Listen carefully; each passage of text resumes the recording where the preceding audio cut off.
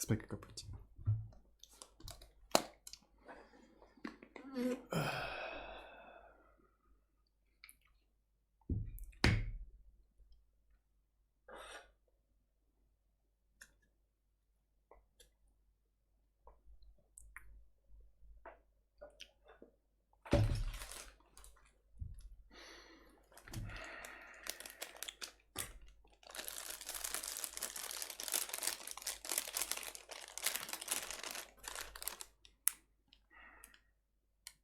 You know what? I'm kind of sick of drinking black tea. I'm gonna do Oolong Max tea. Go on third. Hello. Hello, hello. Just a second. I'm gonna grab a different tea. Super quick. A little bit of tea in here. No tea should be left behind. That's the rule. That's the policy.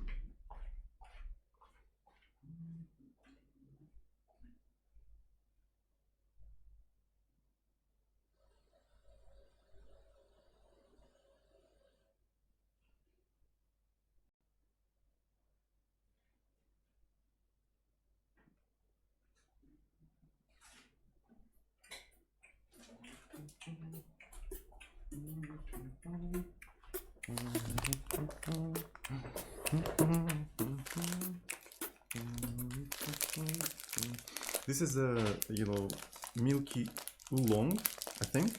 I think this is how it's called. Sarimon, what's up? What's up? What's up? It smells amazing. Holy shit. Mustafa, hello. Hello, hello. So it's like a semi-fermented tea, right? So it's like half green, half black. Am I being debated? Of course you're being debated. Long we've been waiting. Let's all get debated. Let's all get debated.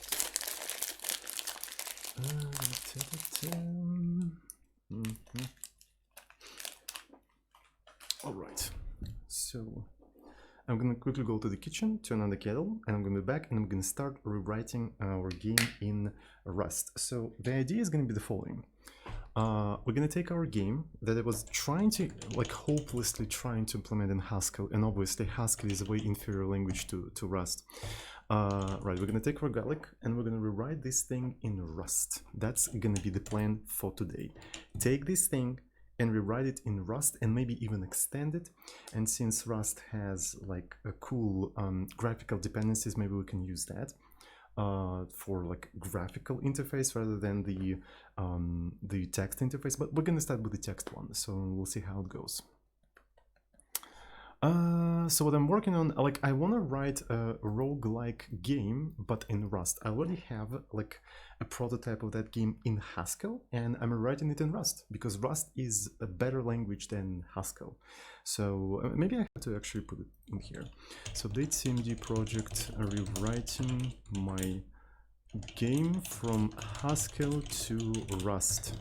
So this in the source code is going to be actually this. So the Antonio subscribed with tier 1 sub for 2 months. Thank you so much, and welcome to our epic Rust club. We love Rust in here. Why Rust is better than Haskell? Because it is. It's just is. It's way faster. It's way safer. It's just generally a better language. Why would you program in an inferior language? I mean, come on.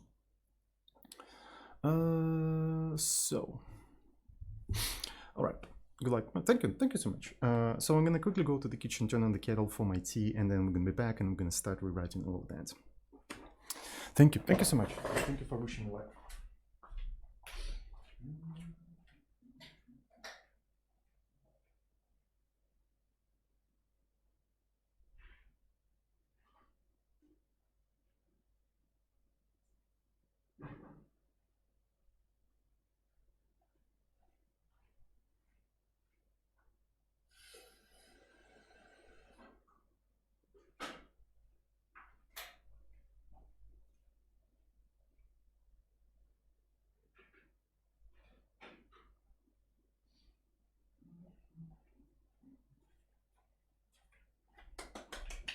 I'm back.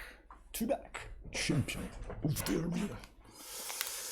All right, boys and girls. All right. So we don't have any dependencies right now. So I'm gonna go with the same approach I discovered while implementing this game, but we can actually take a look at that game. So garlic, I think I'm gonna fetch the other stuff.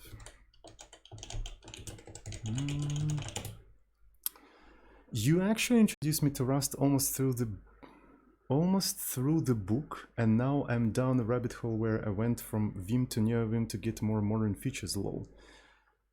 Through a book. Did I suggest to read the book? I don't remember doing that. Okay. Alright, so we have that, and I'm gonna do Cabal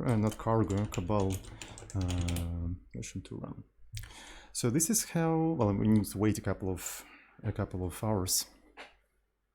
Misleading title? No, it's not a misleading title. If you take a look at what we're actually doing, I'm rewriting my game from Haskell to Rust.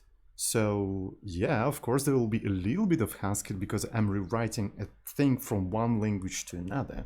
It is not misleading. Please don't report me to Twitch stuff, okay? It is not misleading. So this is how it looks like. So this is what we have so far. We can generate a bunch of rooms, and we have a player, and you can actually move around, and we have a collision detection. As you can see, you cannot go outside of the room. So we actually support more. We also support doors and passages. Unfortunately, our level generator doesn't generate them. That's why you cannot see them, but we do support them on the level of an engine. So yeah, and essentially this is what I want to port from Haskell to Rust for now to get more speed, right? Because Haskell is a slow language, and by rewriting that in Rust, I think we can achieve like around like 60 FPS at least, maybe even more. We'll see.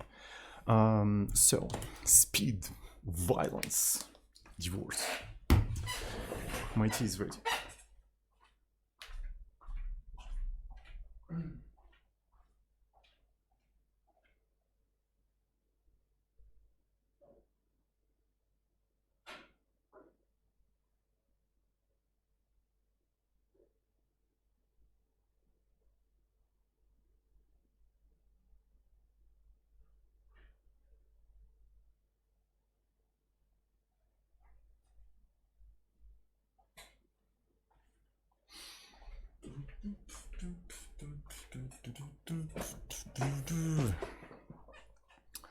$60 FPS, maybe even 69. How about that? Can your game achieve 69 FPS? Hello, welcome.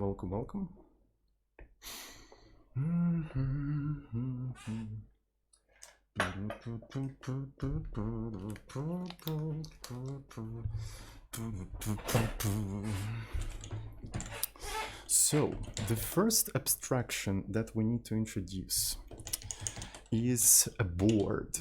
Essentially, we always render everything into this abstract board, which is essentially an array of cells.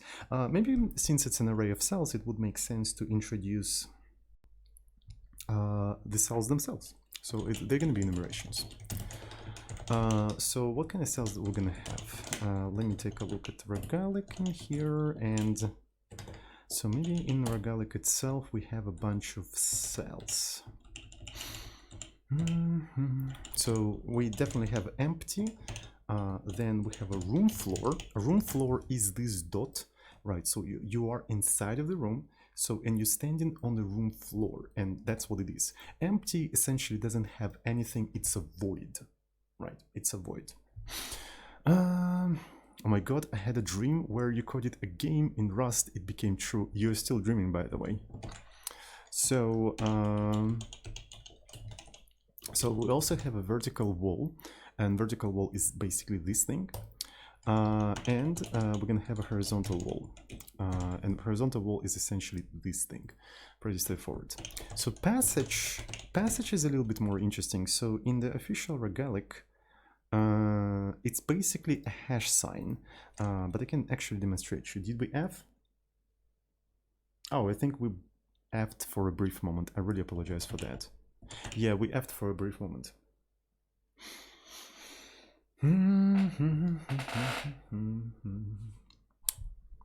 Yeah, okay. So if we take a look at the original Rogue, third Rogue. Oh shit, Rogue doesn't work from TeamUX, unfortunately. Well, we can detach from the TeamUX session and just go without the TeamUX. Right, and if we do something like that, still doesn't work. Why my Rogue doesn't work? Do you have to rebuild it?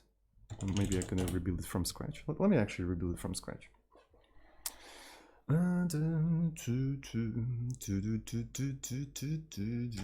is it gonna work now? It still doesn't work. But okay, in the original Rogue, there were like these passages that looked like hash signs and whatnot. Maybe we can even Google that original Rogue game. Surprise stream, hello, welcome everyone. So is there any screenshot of the... Yeah, basically this is actually really strange, but passage is just this thing, and you can go through these passages, and this is one of the cell. Why is the... Because I need to rewrite my game from Haskell to Rust, because in Haskell it's very slow. I need to speed up my game, and I'm not that great, okay? So you're giving me too much credit. I'm actually very, very dumb.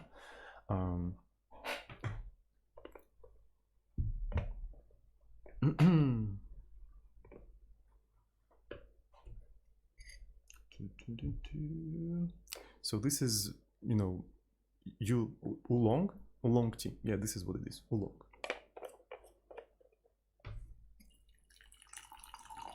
It's very good actually. I really like it.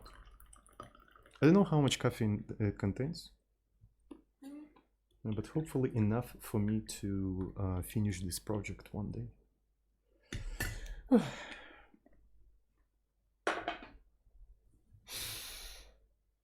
Cheers. Oh, oh, oh. Okay, we're good to go. So yeah, we have passages, and we also have doors. Void next door. So one of the things I want to be able to do, I want to be able to convert a cell to its corresponding character. So let's actually have implementation of a cell where we're going to have something like toChar, right, which accepts a pointer to self, right, and returns you a single character, right. And we're gonna match the self and see what we're gonna have here. So can I just do something like this? I'm not really proficient in Rust, so I might do very stupid things. So correct me if I'm doing something super stupid. Just let me know. If I'm doing something stupid, if I forgot a semicolon somewhere or something like that, just let me know in the chat, just scream at me, Tsoding, you forgot to add that thing there. If you don't add it, oh my god, I'm gonna unsubscribe. So basically, yeah, feel free to do so. Right, so we're gonna do it like that, and what we're gonna return in here. So we're supposed to be returning characters. If something is empty, we're gonna return in a space. A room floor is a dot, a vertical wall is pipe. So horizontal is this, passage is this, and a door is plus. My code fell apart, I'm sorry. Just, don't you hate when your code just all of a sudden falls apart? I hate it every time it happens. So yeah, it's for some reason in Rust mode, yeah, this shit happens.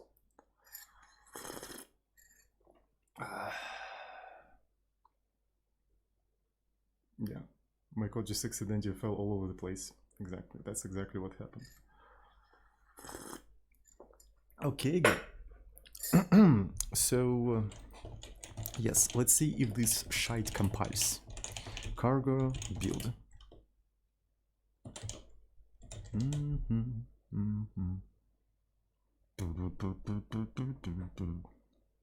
Compile. Rastalik. Oh shit. Help to watch the invariant qualify. Pattern binding is name is the same as the invariant of the cell. But what's interesting is that it's a warning, right? Ah, I see. Yeah, so it thinks it's a variable. I think it's a variable. Okay, so this is going to be like this. I have a reflex to press Alt Q to reformat my code, and it actually does this weird thing for some reason. I don't know why, but it does that. Okay, enum cell. Enum is never used. Really? Okay, let's try to use it. For example, if I take something like this, and I take the passage and I convert it to char. It's not really a rustfmt because I'm not really using rustfmt. Rustfmt, maybe I can use something like rustfmt, rust format buffer. Yeah, there we go. And let me see if it's gonna compile. It doesn't even compile. Because it's a cell passage. There we go. Some of them don't work. Maybe I should do run, not ruin. Yes. Okay, so and it printed this thing, which is correct, which is absolutely correct. So okay, we have cells and stuff like that. Who cares? I want to introduce an abstraction that I introduced in my original game. I want to introduce abstraction called board. That's right. I want to introduce abstraction called board. And a board has basically a particular size. So it's a two-dimensional array of things. So that means the board is actually a generic, right? And I want it to have, how to say that, like an internal cells, but the word cell is actually, yeah, maybe elements. And this entire thing is going to be an array of a particular size. But I also want the size to be sort of customizable. All right, I want the size to be customizable. Oh, by the way, recently, in a recent version of Rust, we introduced like the constant parameters of the generics or something like that. So can I do something like this now? I think I should be able to do something like this now, right? And then something like this. I don't remember if in an array, the first one is the type and the second one is the number. I really don't remember. Const generic just line it. Yeah, the exact thing that was supported in C++ for decades, finally in Rust. I'm really happy about that. So, okay, let me see what we can do in here.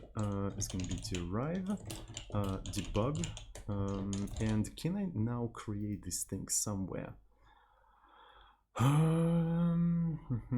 So if I want to create like just a board, I will have to initialize it somehow. Right, so that means I need to do something like board, I don't know, default.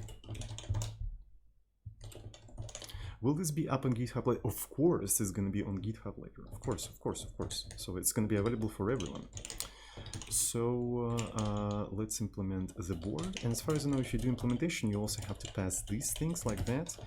Do I have to do something like this if I have the generic const and stuff like that? I think I should be able to. Yeah, I think it does make sense to do it like that. You forgot a semicolon after the default. Oh yeah, thank you so much. Thank you. Like, I don't know what I would do without you. Like, I mean, obviously compiler would never help me, so I really appreciate it. Is this an April Fool's Meal? What is... No, I mean, it's almost like April 2nd in my time. Why would I do an April Fool joke so late? It's not like I'm trying, or like I'm afraid to miss out on the meme. No, I don't really care about April Fools. Like, I'm genuinely want to rewrite this in Rust. Seriously. I don't know what you guys are talking about. Does this require DLSS? I don't know what is DLSS. What is it? I don't know anything about programming. I'm sorry. Okay, so let's do something. This is going to be default. Can I actually basically say derive default? Is that a thing you can do in Rust? Holy shit! Can I just derive default and it automatically will generate a default for me? Is that a thing I can do? I think it will be kind of cool. Okay, let's actually find out. Let's see what the compiler will tell us. All right, so expected semicolon, but found that. I'm not quite sure. So let me take a look. Rust array type. You still have 16 minutes to write game in eLisp. Why would I write a game in eLisp if I have Rust? I don't understand that. I'm sorry. Okay, so this is the type, and this is the amount of things. And I don't understand why this doesn't work. Do you guys know why it doesn't work? It just doesn't make any sense to me. Const generic are unstable. Why are they still unstable? Excuse me. So am I using an old Rust? Is that an old Rust? Guys, is that an old Rust that doesn't have the generic const or something? I guess we have to update. I mean, of course, we need to use the latest Rust. So let's do update.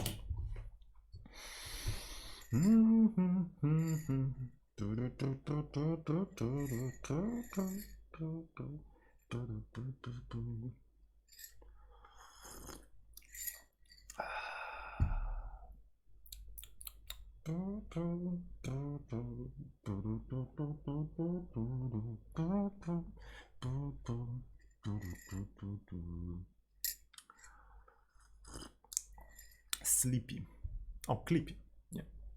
Since I'm Russian, C and S, they look the same to me, because in Cyrillic, C is actually an S letter. So yeah, sometimes my Russian brain reads it as sleepy instead of Clippy. So I really apologize for that. It's like the same thing with Germans or Swedes. Swedes, when they read J as Y, right? An Rs letter, yes. All right, let's try to compile this shit. Okay, it doesn't really complain about const stuff anymore, but it's still something strange. Like, am I supposed to like put a comma in here? The tray default is not implemented for... you know what, I think, yeah, we have to do something like this. Yeah, so T also has to be defaultable if you want the board to be defaultable. Yeah, I think that makes sense. What else do we have? Is not implemented. There's no defaults for arrays? The following demonstrations are found.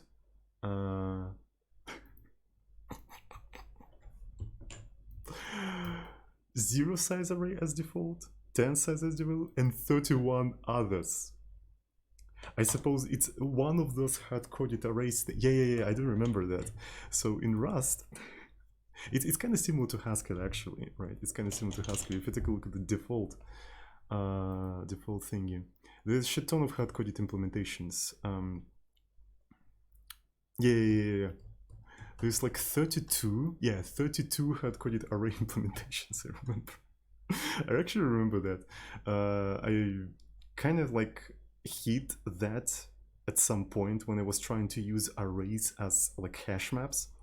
But yeah, what is default? Default is an interface for values that have a default value. Right, for example, an integer may have a default value as 0, right?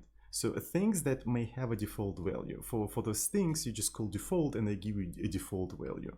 For I8, which is the basically 1 byte assigned bind, it's also going to be 0 probably. So for a string it might be an empty string. So yeah, you see? It's like anything that can have a default. Night stream, yes, exactly. Rust nightly. Rust nightly stream. Sorry. Anyways, so you cannot easily default this entire shit.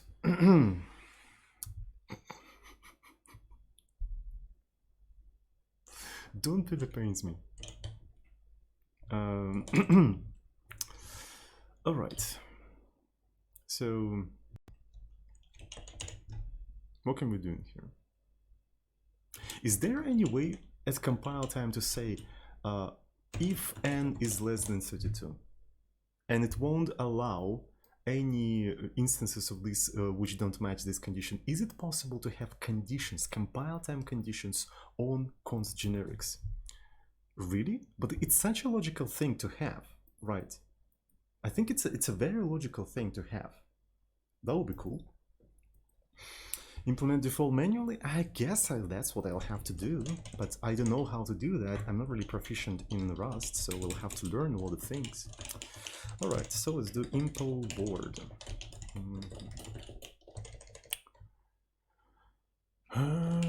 So this one also probably has to be default, const and use size. I'm not sure if I have to do this kind of things, but my eyes feel so dry when I blink. Yeah, same. I think we have to do something like implement default for board. Yes. And what default has to have? It has to have, yeah, it just returns the default self. Yeah, it's going to be default self.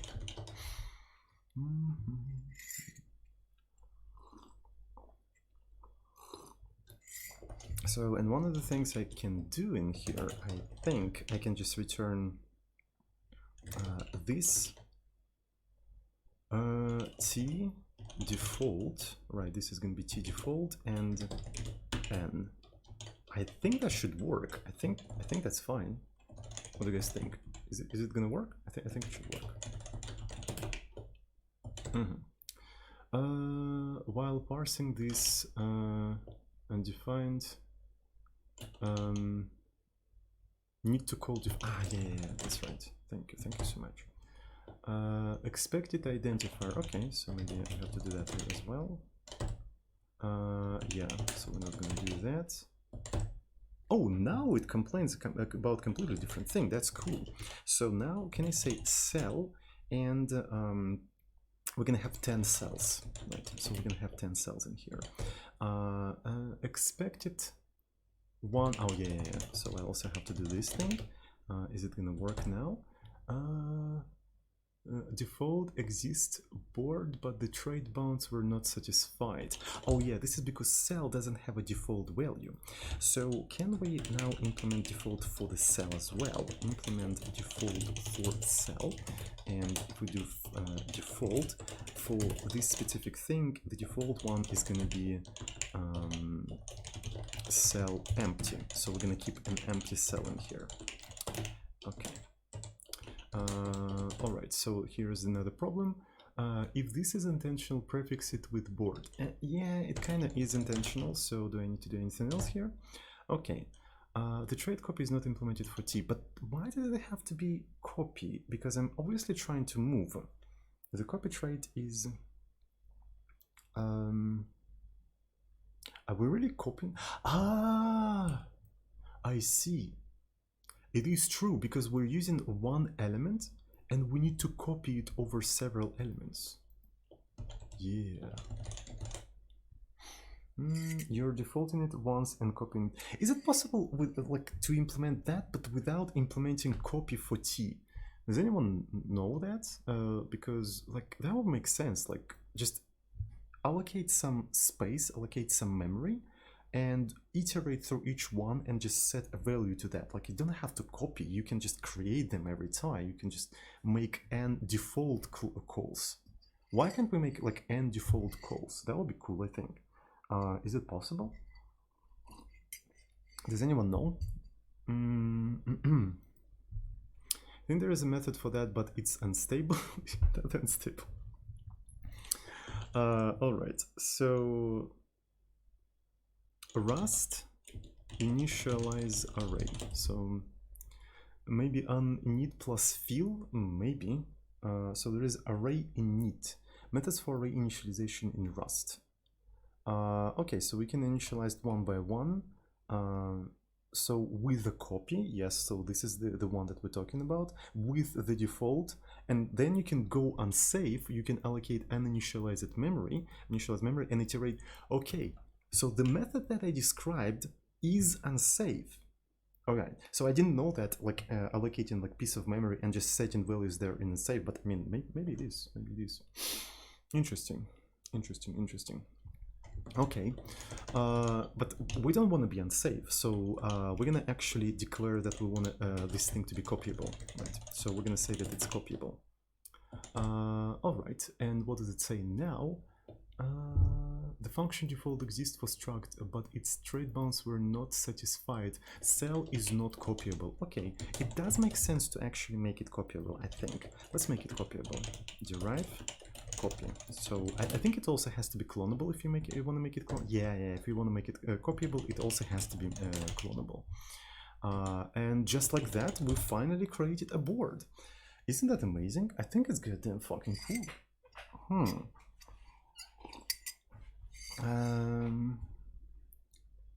I think there is a method, it's not even unstable, it's still a PR. Oh, I see. Maybe, can we make like a custom build of Rust with this specific patch? I think that would be kind of cool. So yeah, I want to have that.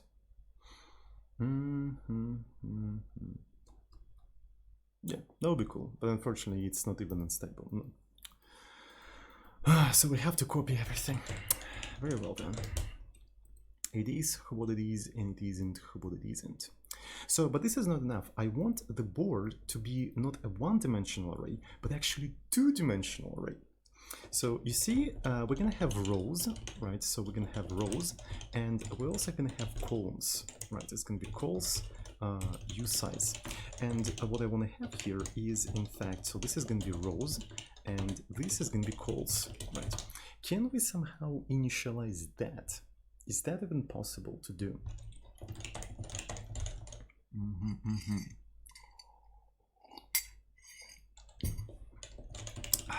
So, okay, can we do a Rust affinity, Rust format buffer? Oh, okay, so that's fine. So this is going to be M, and this is going to be actually rows and columns. Look at that. I think it's that's cool. Okay. Just use flat array and implement index. That's kind of inconvenient. Even in C, I can actually make a two-dimensional array, make the compiler automatically work with all of that. I mean, it's kind of strange that I cannot do that in Rust, but okay. Anyways, so how are we going to do that? Can I now make something like this? So this is going to be rows, and this is going to be columns. You missed the T. Where did I miss the T? Where? Oh my god, thank you so much. Thank you. That's pretty cool. Okay. So it's going to be 10 by 10, right? So this is going to be 10 by 10. And it seems to be compiling actually. Look at that. I think it's actually compiling. Nice. So there's also index type, right? So I think there's some sort of an index type. People say that there is. Maybe we can implement that as well. But index probably doesn't work for two-dimensional things, right? Oh no, look at that. It works with something called IDX. And if I use like a tuple for IDX, maybe I can do that. So I'm not quite sure. I can index with tuple, but maybe it would be actually better to just directly access the elements and stuff like that. I think it would be better to do like that.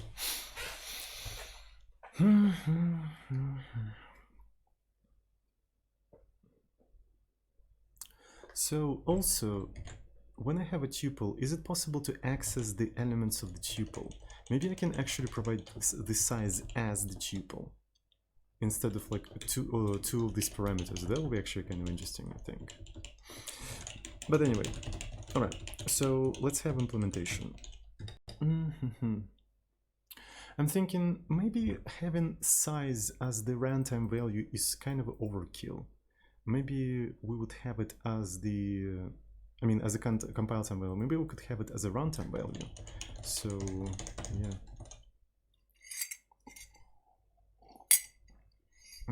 Yeah, I could do tuples, but yeah, something like that.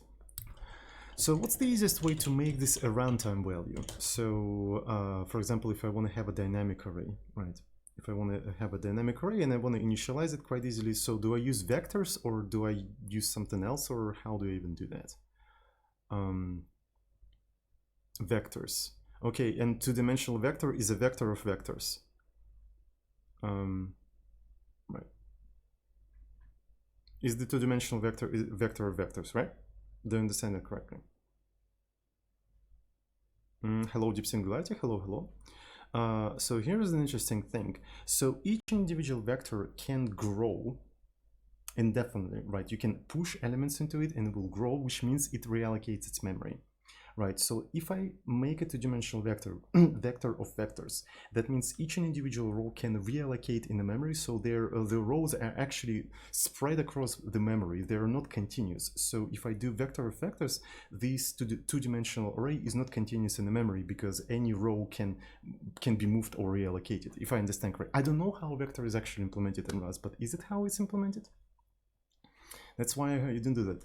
Okay, and I'm asking how you do that. Like I want a runtime two-dimensional array. So the size of the array I only know at runtime. How do I do that? Right, so I only know the size at runtime, but I want to have a two-dimensional array. How do I allocate it? Does anyone know? So yeah, I know at runtime, and is it vector of vectors or just a single vector? I just store everything continuously and I calculate the specific index. You allocate one array n by m, right? And then once I allocate array n by m, I have to tediously compute their position from two indices. So the compiler won't help me in that. On a heap with box. Oh, you can do that with box, I see. I see. So essentially, I can do something like box new, and I suppose I can do something like, so where's the size? Yeah, so the type, the value is going to be 0, 10 by 20. So if I remember correctly, so this is going to be box. This is gonna be box. Yeah, you can start with that, and this thing will give box the type, so it will have a corresponding type. But unfortunately, the size of this thing is part of its type, so it's not going to be as easy as I think. Yeah, I guess everyone suggests one-dimensional arrays, so. Is Rust as low level as C? It's supposed to be, right? I think it is as low level as C. Single vec plus impl index is the best you can do without crates, in my opinion. Interesting. But I'm pretty sure crates just do the same thing, aren't they? Crates also just create like a single vector and implement index. All right, so let's just go ahead and implement that then. So this one is going to be a vector, right? A vector of t, and we'll have to implement an index for that. So at least it's going to be a little bit more manageable in that particular case. Oh, we also need to store width and height, so it's going to be no rows, use size, and columns use size. All right. So since we need to provide the size at runtime, so we don't need the default implementation anymore. So we're going to do implement t. Does it need to have a default? What does it need to have a default? Maybe it doesn't really have to have a default because you can always provide the default as the parameter as well. So why not? So okay, this is going to be a board. And this is going to be a board. And we're going to create a new, and we're going to provide the rows, use size, columns, use size, and x, the value of this thing. But because of that, does it have to be copyable? Yeah, I think it has to be copyable. So I'm going to actually say that it has to be copyable because I'm going to copy it across several things in here. All right, and here I'm going to return the board. So in a vector, if I want to create a vector, like people were talking about some sort of capacity in a vector. So let's actually see.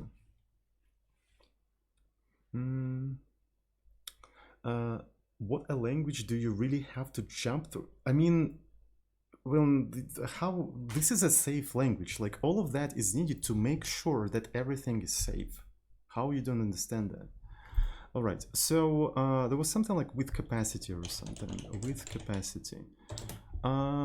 So, well, I mean, capacity actually changes the capacity, but doesn't really changes the size. Is my best bet to just do a loop and push elements in the loop?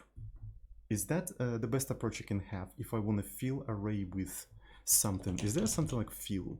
Oh yeah, there is fill. Fill value fills.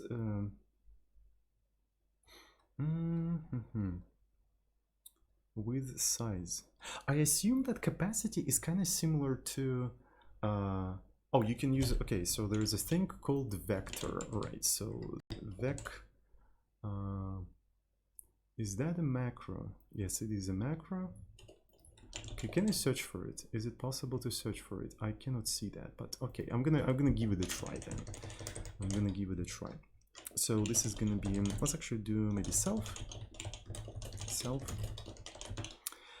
Rows, and I think in this particular case you can just say rows, right? Columns, and elements is gonna be vec.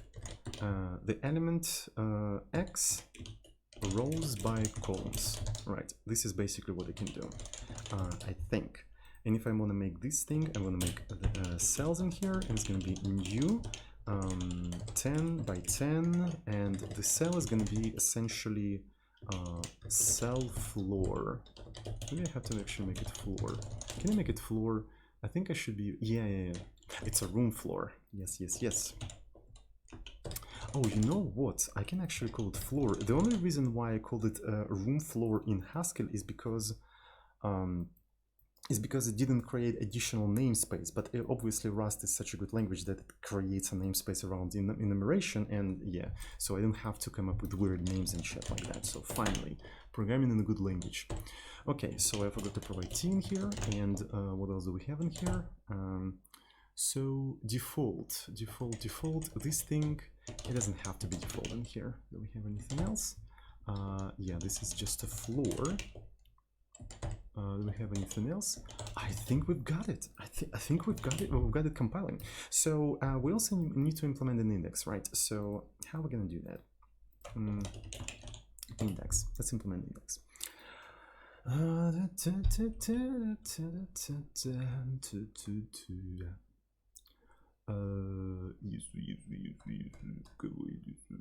So let me take a look at the definition because I don't quite understand.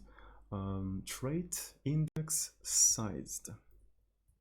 I suppose that what I have to do in here, I need to implement t index hello tweetly-doof hello index usize index usize for board t. Do I do that correctly? I think I'm doing that correctly. So, and then I need to implement, so it also has an output, but I presume, do I have to set that output somehow? Oh, there is actually example. Okay. So, oh, I see. I have to set the type of the board in there. Okay. So here goes the type for which I'm implementing. No. This is the index. Okay, that makes sense. This is the index. And the output. Okay, I see. Type output equal t. Perfect. So I think it also has to be semicolon. So then index, we're gonna take self, and it's gonna be something like that. Can I actually pattern match row and column like this? I keep forgetting if I can pattern match the arguments in Rust. Like in a lot of languages, like semi-functional languages actually allow you to do that, but I don't remember if you can do that in Rust. You can do that in Rust. Okay, that's cool. So, and what we return here, we return self output. Okay, so, and then what I have to return here, I mean, I don't have to return it like that. So I have to take self elements, then I take a current row, multiplied by the size of the row, and the size of the row is columns plus column, right? And I return a pointer to this thing. I think that's how you do that. Yeah. An index only allows you to grab an index by immutable reference, but how can I do that by immutable reference? So is there a separate interface for that? So indexing operation and an immutable context. Okay, is there like a mute index? index mute. Okay, so if I want to mutate it, I have to have a separate implementation. Okay, so fair enough, makes sense, fair enough. Cool. All right, so that's fine. That's pretty poog. And one of the things we can probably try to do, we can try to iterate through all of that, right? How can we iterate that? For, let's say, a row in, is it possible to return a range for rows? You know what I mean? For row in board rows, and then for a column in board calls, and then do board row column, and just do things there, like toChar. You know what I mean? And then you're gonna have a methods that actually return a range, because for a range you have a type, you have a very specific type, right?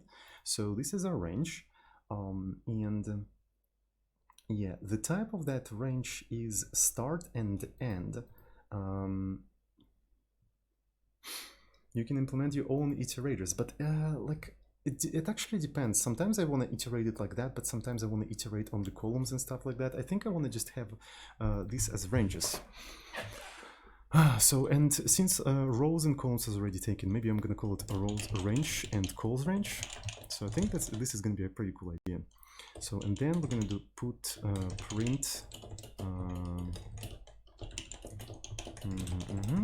and then print ln, something like that. Maybe I have to do it like that or whatever. Is there any way to print a single character?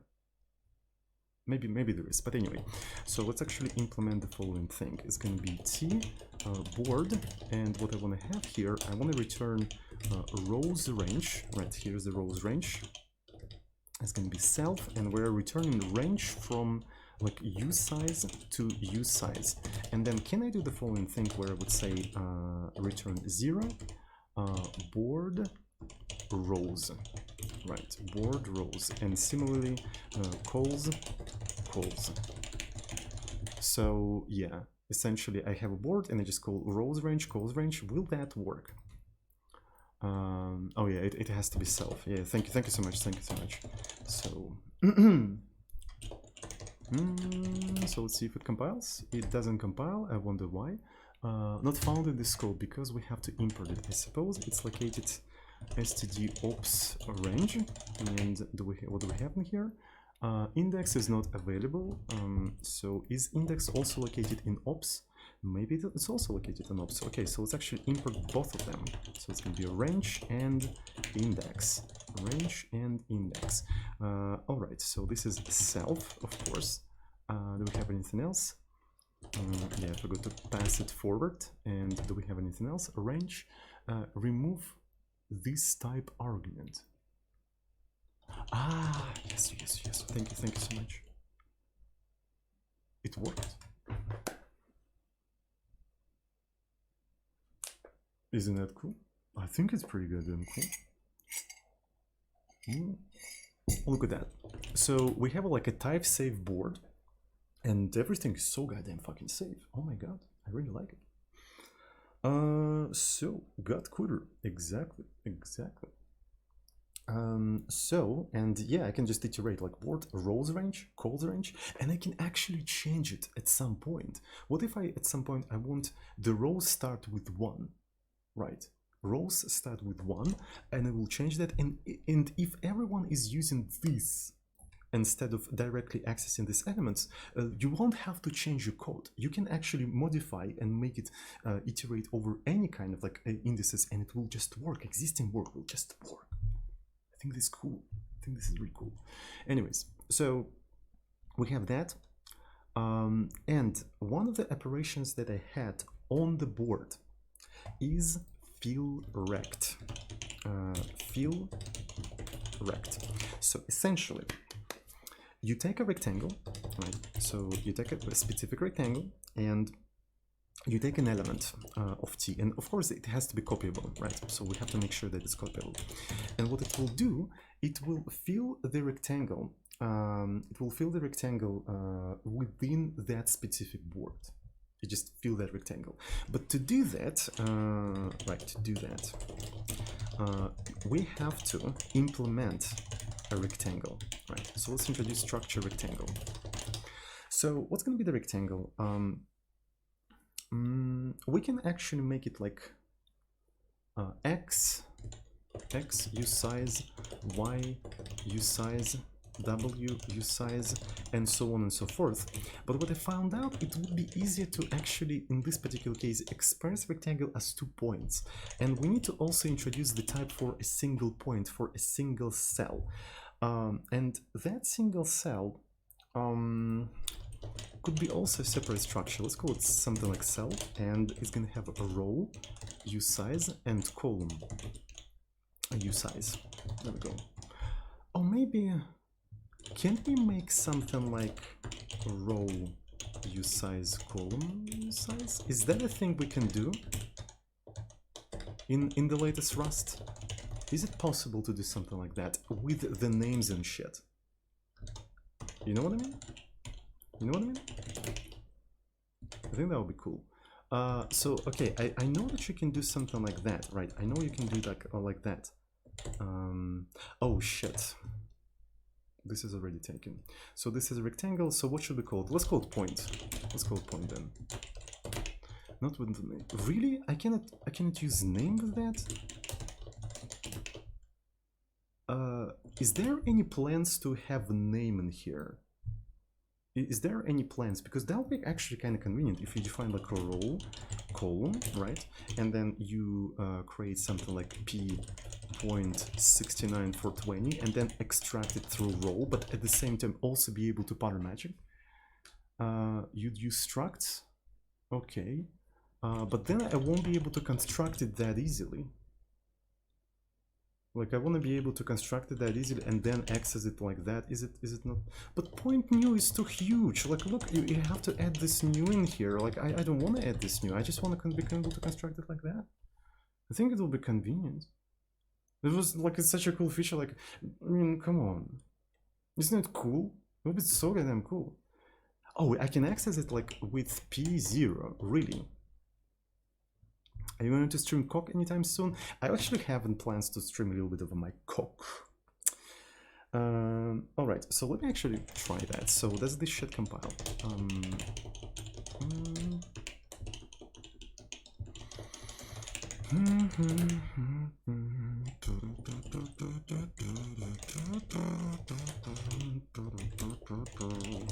69 for 20. And can I do something like println?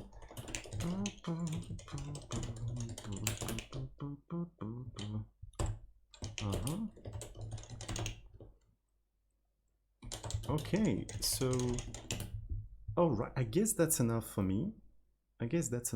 So we're gonna have that. All right, so we have a point, and let's introduce a rectangle. All right, we're gonna introduce a rectangle, and rectangle is going to be, what is that? Haha, very fun. G-baited. Actually, G-baited. Clip that. Okay. So we're gonna have cell 1 is gonna be point, and cell 2 is gonna be point. So didn't you poke? Yes, you got him. You know what? I think we can do it like that. Yeah, so this is gonna be a rectangle, right? You have a point. What if? Holy shit. Chat.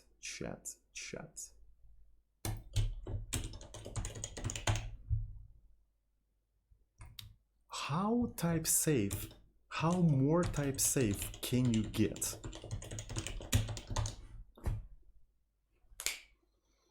Holy fucking shit. So we have built a specific domain vocabulary, right? We have a domain specific vocabulary with all these types, like in Ada, almost like in Ada. You have a point, you have a board, you have rectangle, and all these types, like they communicate with each other, like in a unison, if you will. Isn't that amazing? I think it's goddamn fucking cool. Holy shit. All right. So, and if you want to iterate, you actually have to do something like point row. Yeah. So this is what we're gonna have in here.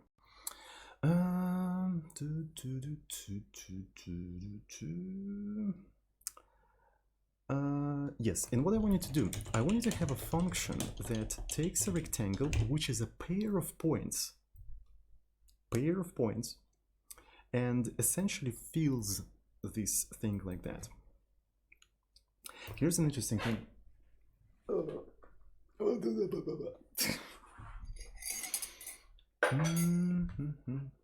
Everything is almost like Ada. Even Ada is almost like Ada. So there's some problems with Ada as well. I actually demonstrated them.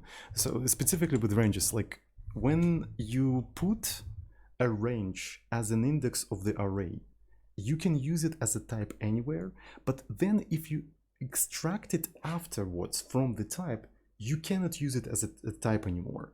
It's like really weird. There's like certain inconsistencies within the semantic of the types of Ada, and it like bugs me off so much. I can program in Ada because of that.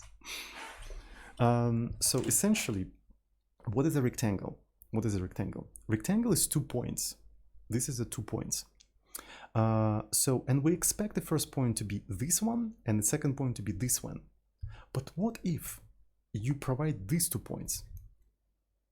I think we should be able to work with both of the representations. You know what? I think for the rectangle, we need to introduce a method. Because you can always easily convert this representation into this one by basically reconstructing the points like this, right? You can always, knowing these 2 points, you can create a new rectangle that looks like this. You see what I mean? So let's introduce a function for the rectangle. So implement rect normalize, right? Normalize. It will accept the rectangle. Is it going to consume it, or is it going to create a new one? I haven't decided yet. I mean, all of them can be copyable, by the way, so it doesn't really matter. So it's going to be clone, copy. I'm going to duplicate all of that. And this entire thing is going to return another self, right? So, and essentially what this function will do, if you have representation where you have these 2 points, it's going to return a representation like this, right? That's basically what was going to happen. And every time you are going to, like, for example, fill a rectangle, first you're going to normalize the rectangle and only then assume that these 2 points are like that diagonally. All right. I think, can you have other representations? So like that. Oh yeah, you can only have that one. Okay. So when do you have, wait, can I pattern match self like this? Is that a thing I can do, chat?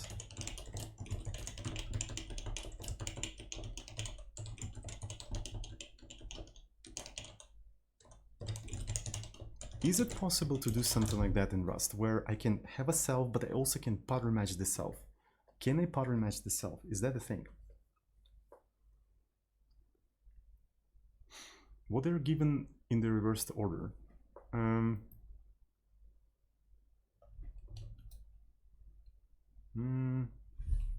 So if this is that, well, I mean, we also have to take all of that into account too. Is it possible to pattern match self? Okay, Rust pattern match self in arguments.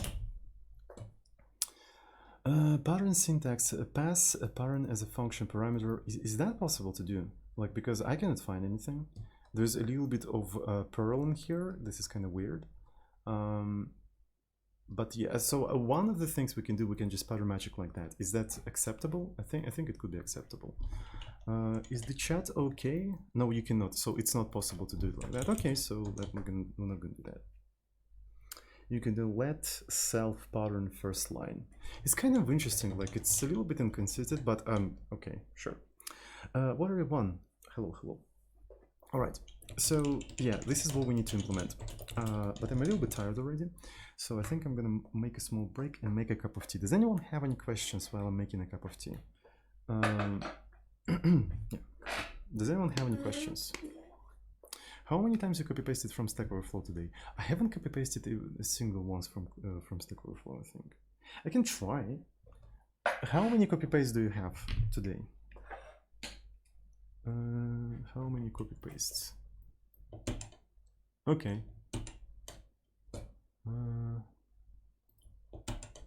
Does it? Okay. So what if I exceed? Okay. You have 0 free copy pastes left. So will it be possible for me to copy paste this thing and still insert it? I still can copy paste. Okay, it's just like, you know, the bogus pop-up. It doesn't actually prevent you from copy pasting anything. Where are you from? Russia? No, I'm from America. The land of freedom. Hell yeah, brother. Okay, cool. Does anyone have any questions? Well, I'm making a cup of tea. You search, by the way. Good for you. Hello, Manasome. Hello, hello. Which tea? I'm drinking the tea, the most programmer tea you've ever seen in your life. I'm drinking tea called Oolong Max. Yes, if you never heard about this tea, I really recommend to Google it up. It's a programmer's tea. It's a Oolong Max. Oolong tea. We have a raid from Heresy. I hope I pronounce your nickname correctly. Hello, hello. Welcome to our epic Rust stream. Do you guys like Rust? We're only programming Rust today, by the way.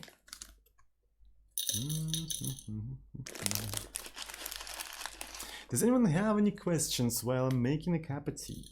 I'm making a cup of tea, I'm not writing any code. How much tea you consume per week? A shit ton. Okay, so I could show you something interesting. Basically, I have a plate on the side where I collect disposed leaves because it's too much effort for me on the stream to dispose them during the stream. So I basically dump them in the plate and then dispose them later after the stream is done. So this is how much tea I've drunk today. So these all are tea leaves. I'm not sure if you can see that, but yeah. So that's how much it is. It's kind of depressing, not gonna lie. You pronounced it fine. Cool. Nice. Thank you. So does anyone have any other questions? How much do you buy your tea? I haven't bought a tea for quite some time already. It's no, it's not a weed, it's tea. Cup.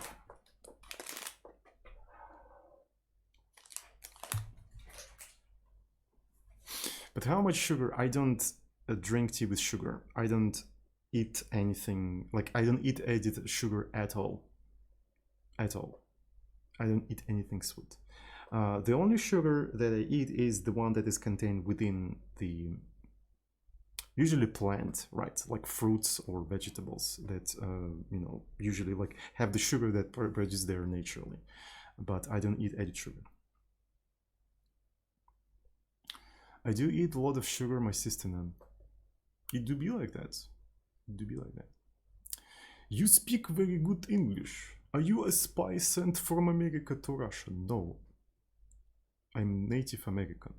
Oh wait, Native American actually means slightly different thing. Oh, okay. That's not, sorry.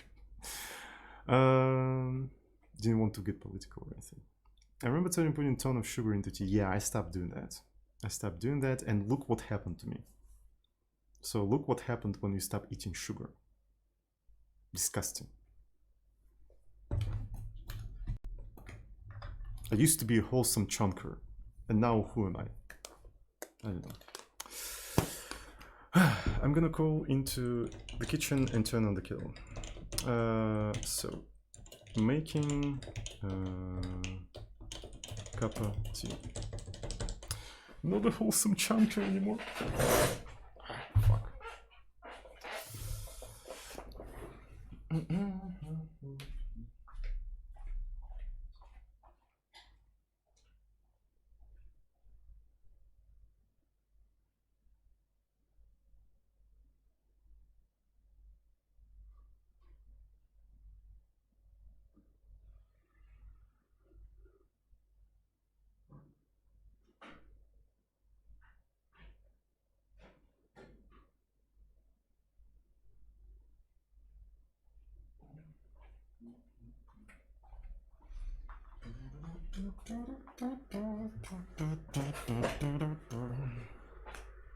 You lost hair from quitting sugar? Yes. That's what happens if you quit sugar.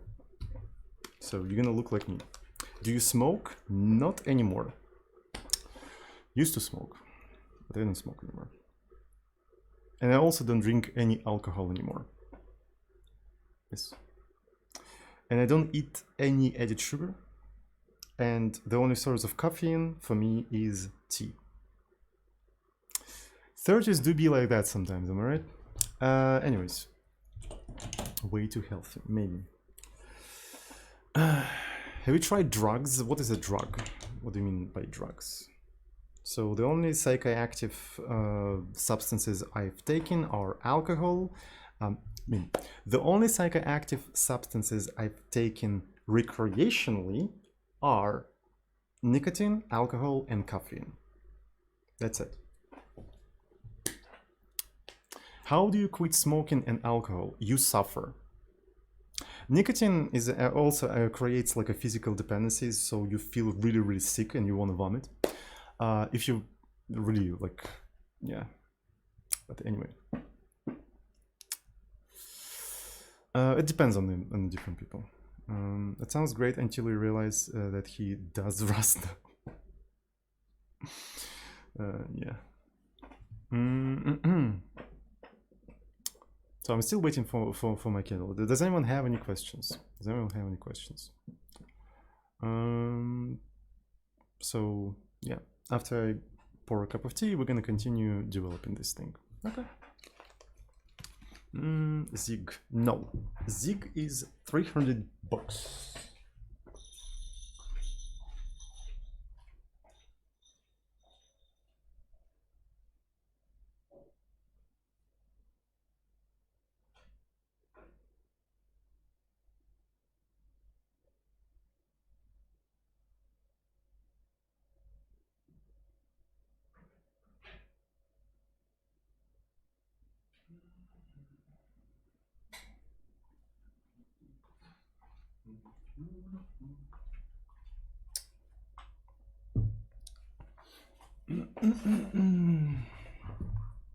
Who paid for? I removed that command. I think that command was stupid. So yeah, I don't want to keep it anymore. Why are you writing your game in Rust? Because Rust is a superior language. That's why. Okay. So what we need to do, we need to normalize the rectangle, as I already said. So somebody actually mentioned a pretty good thing, that they could be given in a different order, right? They could be in a completely different order. So our assumption is that row 1, let's put it like this, row 1 is always less or equal than row 2.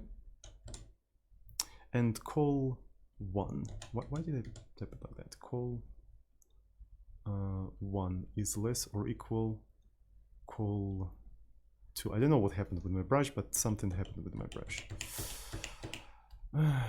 Yeah, so you get the idea. So we need to do something about that. Not superior to zinc oxide. Maybe. You know what we can do? So essentially for the cell 1, we can always set the minimum between row 1 and row 2, and the minimum between call 1 and call 2, and for the second cell, maximum between row 1 and row 2, and that probably will give us what we want, I think, if I'm not mistaken anything. So yeah, I'll need your help, chat. I'll need your help to decide. So what first we need to do, we need to actually destructurize this entire thing. So it's going to be rect cell row 1 column 1. Do you enjoy some delicious semichki? Not really. I'm not really big fan of them. So for those who doesn't know, semichki is the name for sunflower seeds in Russian, and I rather prefer nuts. I prefer to suck on these nuts, specifically hazelnuts. Hazelnuts are my favorite. Also almonds, but I don't like them as much as hazelnuts. Okay, cool too, and we're gonna actually accept it like that. All right, so we're gonna return here. I'm gonna return a rect, and it's gonna be basically cell. Too much gotcha today. No, right amount of gotcha. Okay, so how do you do a minimum maximum in Rust? I don't quite remember, so let's find out. Let's find out. So if I have a max function, so there is a CMP. Okay, all right. By the way, is there any variadic functions in Rust? Is that well, maybe you don't need them because you have macros. Okay, fair enough, fair enough. So I think we need to use std cmp min and max. Okay, this one is going to be minimum between row 1 and row 2, and minimum between col 1 and col 2. So and then here is going to be another thing. Oh shit. It's gonna be literally the same, but instead of min, we're gonna have max. Did I make any mistake in here? Why no REST analyzer? What is it? I never used REST analyzer. So, what do you guys think? Will that normalize the rectangle? Will that normalize it? I think it will. Right, so it will take into account all of the situations, especially when they're in a different order, when they're completely misoriented and stuff like that. Right, you just take 2 points and you reorient max row and min row. And this is what it's all about, right? This is what it's all about minimum and maximum row. I think this is good. What do you guys think? Is that good code? Does it have any bugs? Yeah, I think it's all right. Let's pour a cup of tea. So what is the Rust analyzer? What is it useful for? So would the Rust analyzer help me to find bugs in this code? In this code specifically?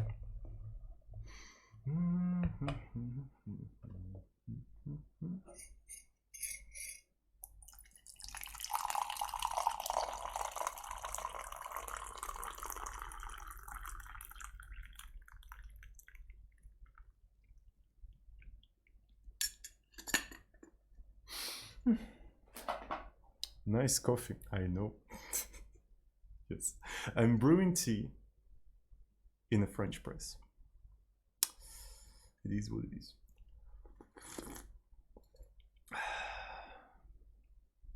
Should it be point and not cell? True, thank you. Thank you so much for telling me. You're actually helping. Is it basically the LSP implementation for Rust, if I recall correctly? Okay. So point, there we go. Sugar or not sugar, that's the question. I mean, do you have to decide that for yourself? You have to make the decision yourself. Nobody's gonna tell you what to do in your life, right? I need to go to the bathroom now. Well, good luck. Cheers.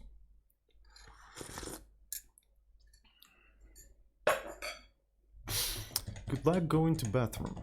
All right, so let's see if this entire stuff compiles now. So yeah, this is rows and cool. Now, look. What I'm gonna do? I'm gonna do rect point row 1 col 1 point row 2 col 2 equal rect, and I forgot the most important thing. I also need to take self as mutable. This is very important. And after that, we're going to iterate through all the rows from row 1, row 2, and as far as I know, Rust ranges don't include the right one. Right, to make it include the right one, the right end, you have to put equals in here, if I remember correctly. This is one of the things I can remember. All right, so for colon in col 1, in col 2, right, and so what we're going to do in here, we are going to do self. Oh shit! We are about to modify the board, but we don't have a mutable index implementation for the board. So we only have a mutable one. So we need to now also implement index mute. We almost forgot about that, because without that it's not gonna work. So it's index mute, right? So it's gonna be index mute. Your favorite movie, the Green Elephant. I'm sorry. It's a good Russian movie. I like Russian movies. So yeah, we need to implement index mute. All right. So for board T, so this one is going to be. I suppose index and index mute are like basically symmetrical. It's just like one is immutable, another one is mutable. So that makes sense to me. So let's quickly implement them. So this one's going to be index and it's going to be self, and we're going to power match that. I watched it 4 years ago. It's a good movie. It's a good movie. So we're going to return a mutable thing, self, output like this, and it's going to be mute self lems row. I could have just copy pasted this code, but unfortunately I exceeded my limit on copy pasting today. I wasted all of my copy paste on Stack Overflow. Beat stream. Hello. Welcome to the stream. Hello, hello. Cheers, by the way. What's up? Alrighty. So what do we got? What do we got? So we have that. And so we're able to do this self. So I assume that the Rust will automatically overload these brackets depending on whether self is mutable or not mutable, right? So if self mutable, it will overload it to here. If it's immutable, oh yeah, I forgot to put that. If it's immutable, it will dispatch it here. So essentially, but we don't have overloading in Rust. Is there any function overloading in Rust? Does anyone know? Rust is the only language that I would like to learn, but then again, I'm too lazy, for fuck's sake. If you're too lazy, I may recommend you Haskell. It's also a lazy language. Do we have any Rust programmers? So do you guys know if there's any function overloading in Rust? Does anyone know? Maybe I can Google that myself. Rust function overloading. There's no function overloading, but yet you can overload brackets based on mutability or immutability of the self. That's very interesting. Traits are kind of overloading. Probably. Wait. So in case of the trait,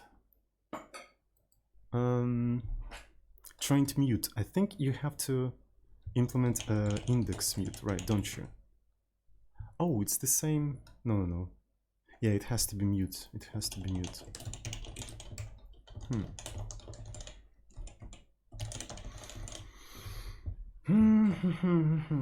That's very interesting. Okay.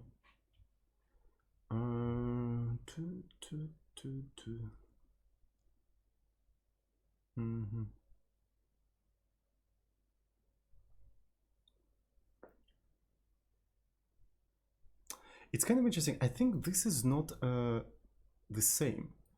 If traits are overloading, in case of the traits overloading, you basically dispatching between specific implementations of the traits, right? So if we compare traits to function overloading, what you're doing, you're dispatching between different functions within the same trait, right? You're dispatching between, for example, default of integer or default of string. So, but it's happening within the same trait. The overloading or dispatching happens within the same trait. But when we're talking about this thing, overloading or dispatching is happening between two different traits. That's what's interesting. I think operators are overloaded. Yeah. So this is slightly different because we're not dispatching between different implementations of the same trait. No, we're not dispatching that. We're dispatching between different traits. Completely different traits. And this is actually different situation. So, and I suppose you can, this is like a deeply magical thing. Only compiler is allowed to overload between different traits. You as a programmer can only overload within the same trait, but not between different traits like in here. If I understand correctly, we need to finish implementation and then it's going to be more clear. But it's actually kind of interesting. So I think it's yet another case of when the developers of the compilers are allowed to use more features than the programmers who program in that language. And this is actually very interesting because look at the Go 1.x. We're not talking about Go 2.0, but we're talking about Go 1, right? In Go 1, yeah, so you know what I'm talking about, Latnam. Yeah, you exactly know what I'm talking about, because in Go, you cannot have generics, but in Go, you do have generic types. For example, an array is a generic type because you parameterize array by another type, by the type of its element. Channels are generic types because you parameterize channel by the type it actually channels, right? And the same with pointers. So the compiler developers are allowed to create new generic types, but you as a Go programmer is not allowed to do that. And I think this is like a similar case, right? So the developers of Rust can overload between different traits, but you as a Rust developer cannot do that, right? You can only overload within the same trait. So, and yeah, it's kind of interesting. Yet another case of this, like compilers. Well, I mean, it makes sense. The developers of the compiler can always add features that you cannot add, within the language.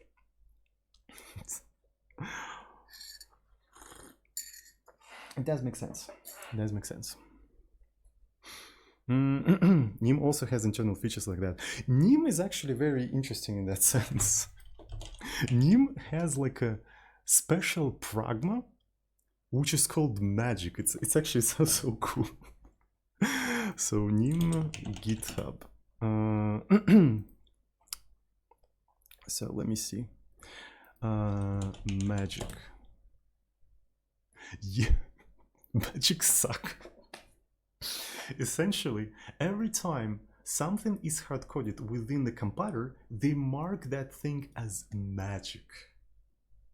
I think this is how it works. It's like magic. But I'm not 100% sure if this is what this pragma means, but you can see a lot of these things like magic. This thing is not implemented, it's magic. It's a compiler magic. Don't think about it. Yeah. So, and usually only compiler developers can make any sense of this magic. Like, I suppose it's just like literally hard-coded something within the compiler. Not for models, exactly. All right, so what we're gonna do in here, we're gonna do point a row column, and we're gonna assign here this X. Yes. And I forgot to normalize. It's quite important. And when I'm normalizing, I'm actually consuming and returning. Okay, that makes sense. Okay, so what we're gonna have in here. Index mute is not in the scope. Okay, what do we have in here? Oh, it is not output. What is it called? Oh, wait. You don't have to provide output because index mute extends index. Does it extend index? Let me see. It goddamn does. Okay, that's interesting. Okay.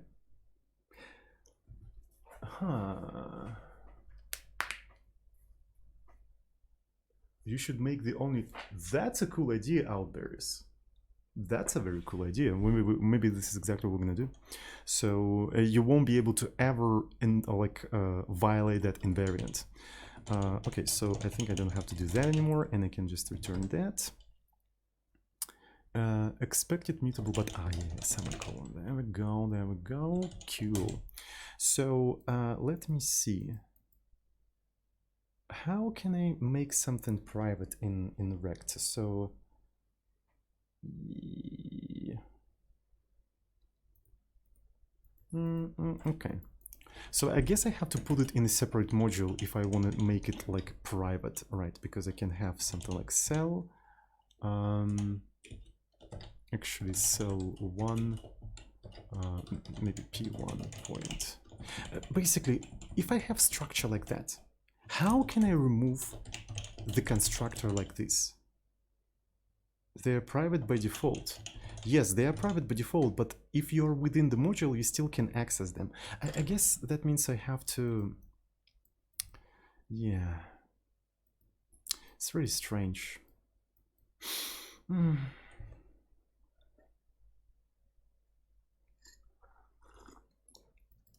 Yeah, we'll probably have to move it in a separate module or something like that. We can create it like a separate module, something like mod gel, which stands, maybe we're gonna call geometry, right? So this is gonna be, all the geometries will go into a separate module or something like that. Can I do Rust FMT format buffer? Yeah, I can do that. Okay, so in that way, so, and is this thing, I don't think this thing is, yeah, if I make it public, this constructor also will become public. So yeah, that doesn't make much sense. Yeah, I think we'll have to do something like this. Out9, what's up? What's up, Out9? So we're gonna have, I suppose, P1. Why are you not sleeping though? I don't know. My schedule is fucked up. Sorry. It is what it is. P2. So, and all of these things are going to be private, and the only way for us to access them is to, yeah, have some sort of a hand, like getters, right? So we're going to call it corner1, which accepts self and return self, and it's always going to be immutable, right? It's always going to be immutable. Yeah, and we just return self p1 like this. So it's going to be corner1, corner2. This is the second one, and we're also going to have a constructor. So it's going to be public fn new, and when you're constructing them, you're going to do p1 point, p2 point, and you're going to have this thing, right? And how we're going to construct that is going to be self p1, p2.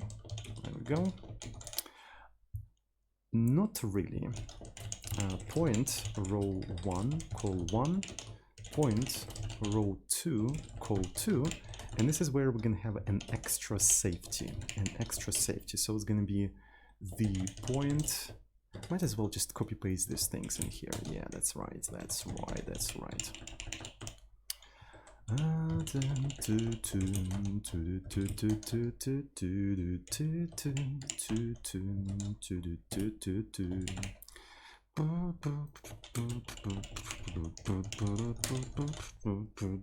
So, and now you won't be able to invalidate that invariant ever, right? So yeah, you can access the corner1, corner2, but that's about it. You won't be able to do anything else. So, and when we're filling the rectangle, all right, so what we're gonna have in here is just this let rect corner 1, and then I'm gonna query replace 1 with 2, boom, and there we go. So yeah, that's pretty cool. All right, let's try to compile this entire thing. So min max, we don't have a min max in here. I can move this entire thing in here. All right, so this is a rect. Cannot find the type. Oh yeah, okay. Can I now just use everything from geometry? Like use geometry, everything from it. Rect. Cannot match against the tuple struct which contains private fields. Oh shit. Oh fuck. So the fields are, in fact, private. So can I make them public like that? Is it possible to make it public like that? It fucking is. And by the way, this thing has to be point. So that means I can actually refactor my rect back. Oh right, that's very interesting actually. That's very interesting. Okay, so this row 1, row 2. The trade step is not implemented for use size. Oh shit. Oh fuck. Can I actually dereference them? Okay, I can. Everything seems to be working. So what I'm thinking, yeah, we can actually go back and make this both things like this. Make this both thing like that when I'm constructing a new point. And oh yeah, okay. And now I should be able to do something like 0 and 1. Does it compile? Yeah, so I have to do it slightly different than now. So it's gonna be like this, like this, like this, and oh my god, can I? Okay, so it still suggests to put a semicolon here.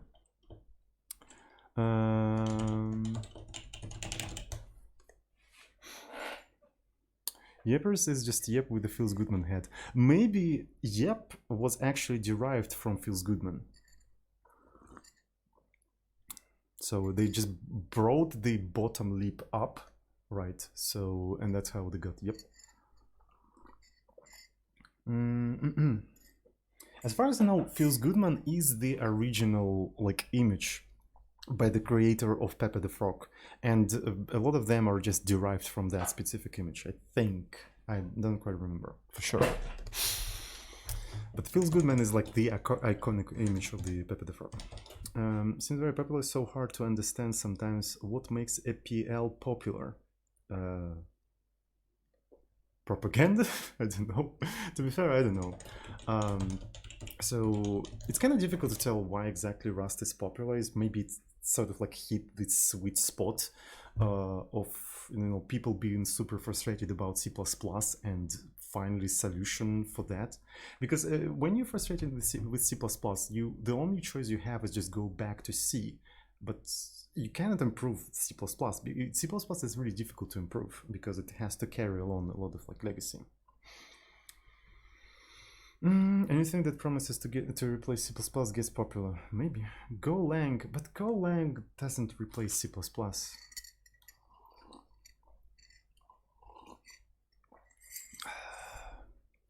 Wait for the language of people frustrated with... No, nobody's gonna get frustrated with Rust, trust me, it's a good language. Alright, so what do we have in here? So this thing compiled, right? Okay, so what do we have in here? So this is a new one, and go away.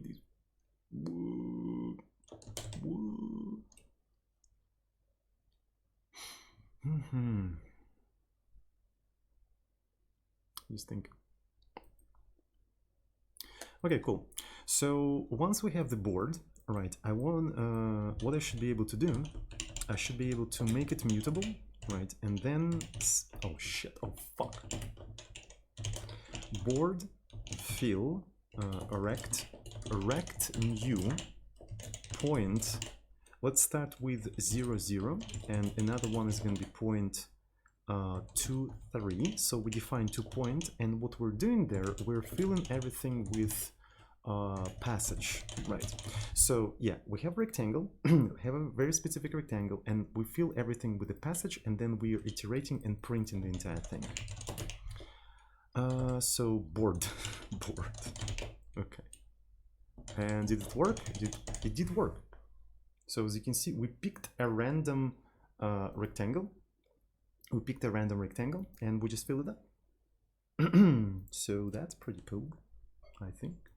So, but here's another thing. If you try to go out of the range, like with 100, 100, I think you're gonna have like a lot of trouble doing that. Yeah, you basically go out of bounds. But one of the things I want to be able to do, I want to actually wrap around. You know what I mean? Just wrap it around. And one of the things we can do here is that when you try to access the internal elements of the board, right? The internal elements of the board, we're gonna like force it to wrap around. Right, if a row is outside of the range, all right, if it's too big, we can wrap around, and column is the same, right? A good GC doesn't actually cost that much compared to no GC. I mean, let's just buy a shit ton of memory and let it leak. I mean, why do we even argue about array AI versus GC? Memory is goddamn cheap. Just buy a shit ton of memory and malloc and never free. Why care? Memory is really, really cheap. Yeah, just buy 2 terabytes of memory. Come on. Let it leak, let it leak, let it leak, oh let it leak. Memory costs nothing, let it leak. Can do that on Rust, but you can do that in C.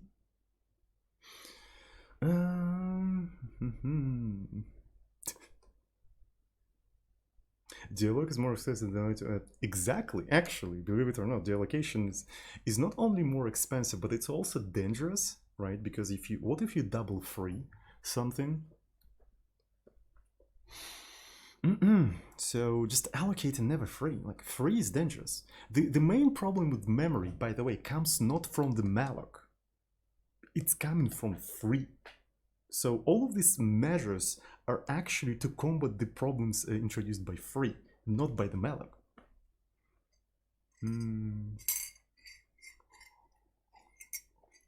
Memforget. Interesting. Let's take a look at memforget. What is memforget? Forget.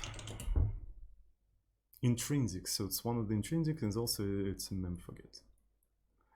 Takes ownership and forgets about value without running the destructor. Okay.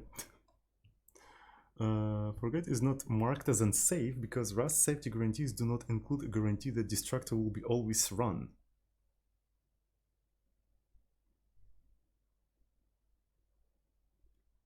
Okay. Maybe it makes sense. Yes, sure. I mean, forgetting to like free memory does not really particularly introduce that much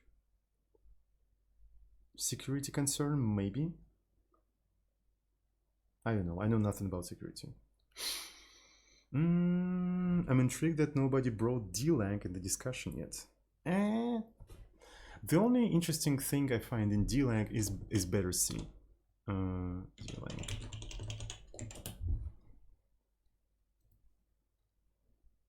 You wanna program in a better C, better C. Holy shit, what the fuck is wrong? So better C is actually a pretty cool thing.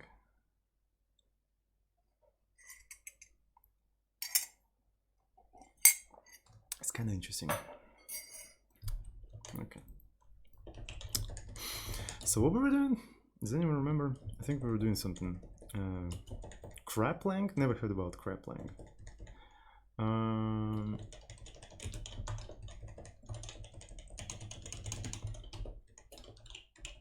Chat. I'm surprised nobody brought up your mom. Wait a second. I need to make a programming language literally called your mom. Your mom lang. Holy shit.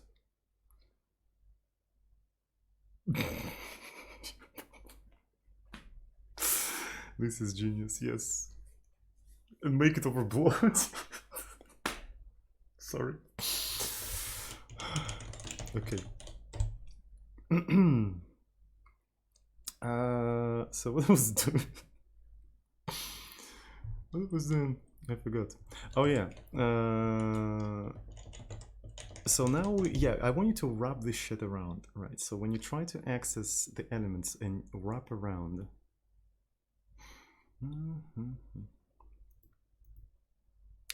Okay, so one of the things that can happen when you try to access by an index is that the cell might be missing. The cell might be out of range. Because of that, it would make sense to wrap that in an option, if you know what I mean, just wrap it in an option. But at the same time, if you always wrap it around, you always have some value there, right? You always have some value. So does it make sense or does it not? I'm just thinking, do I really want to wrap around? Maybe I don't. Maybe it's too much effort.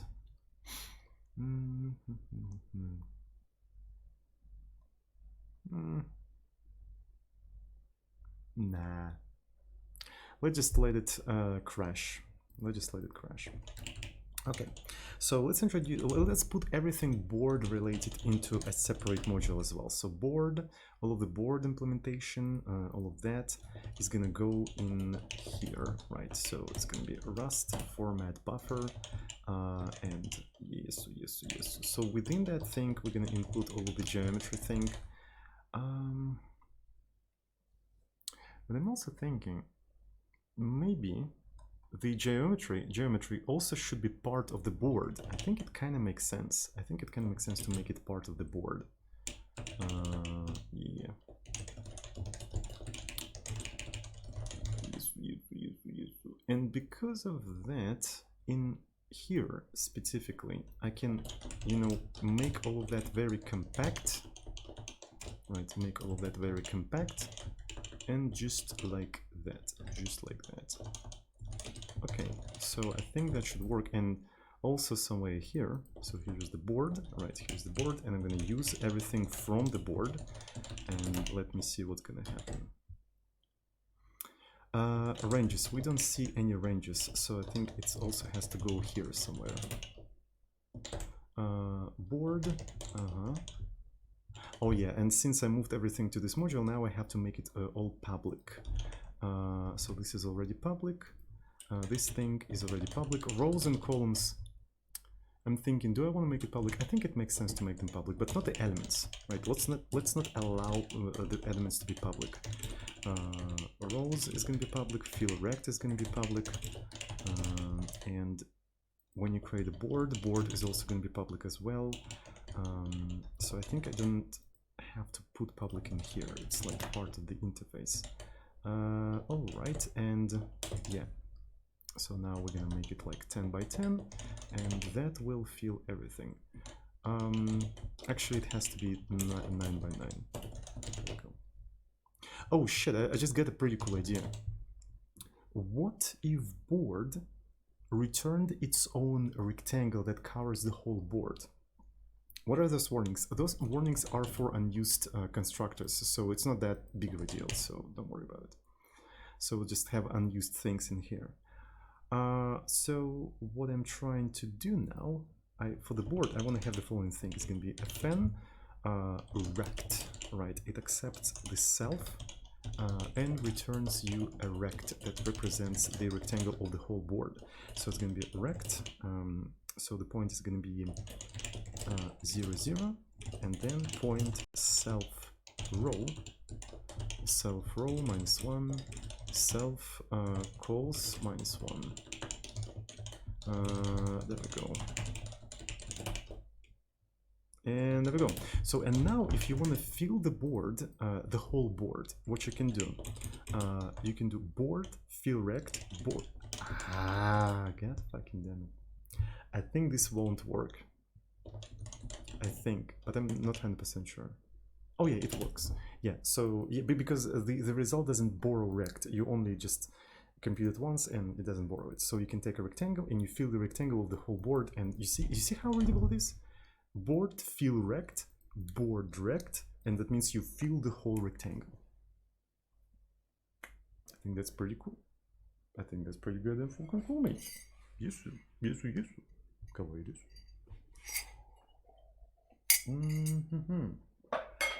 Alrighty. So now what I probably want to have, I want to have the state of the game, the main state of the game. How are we going to describe the main state of the game? So it's going to be rogalic, right? Rogalic.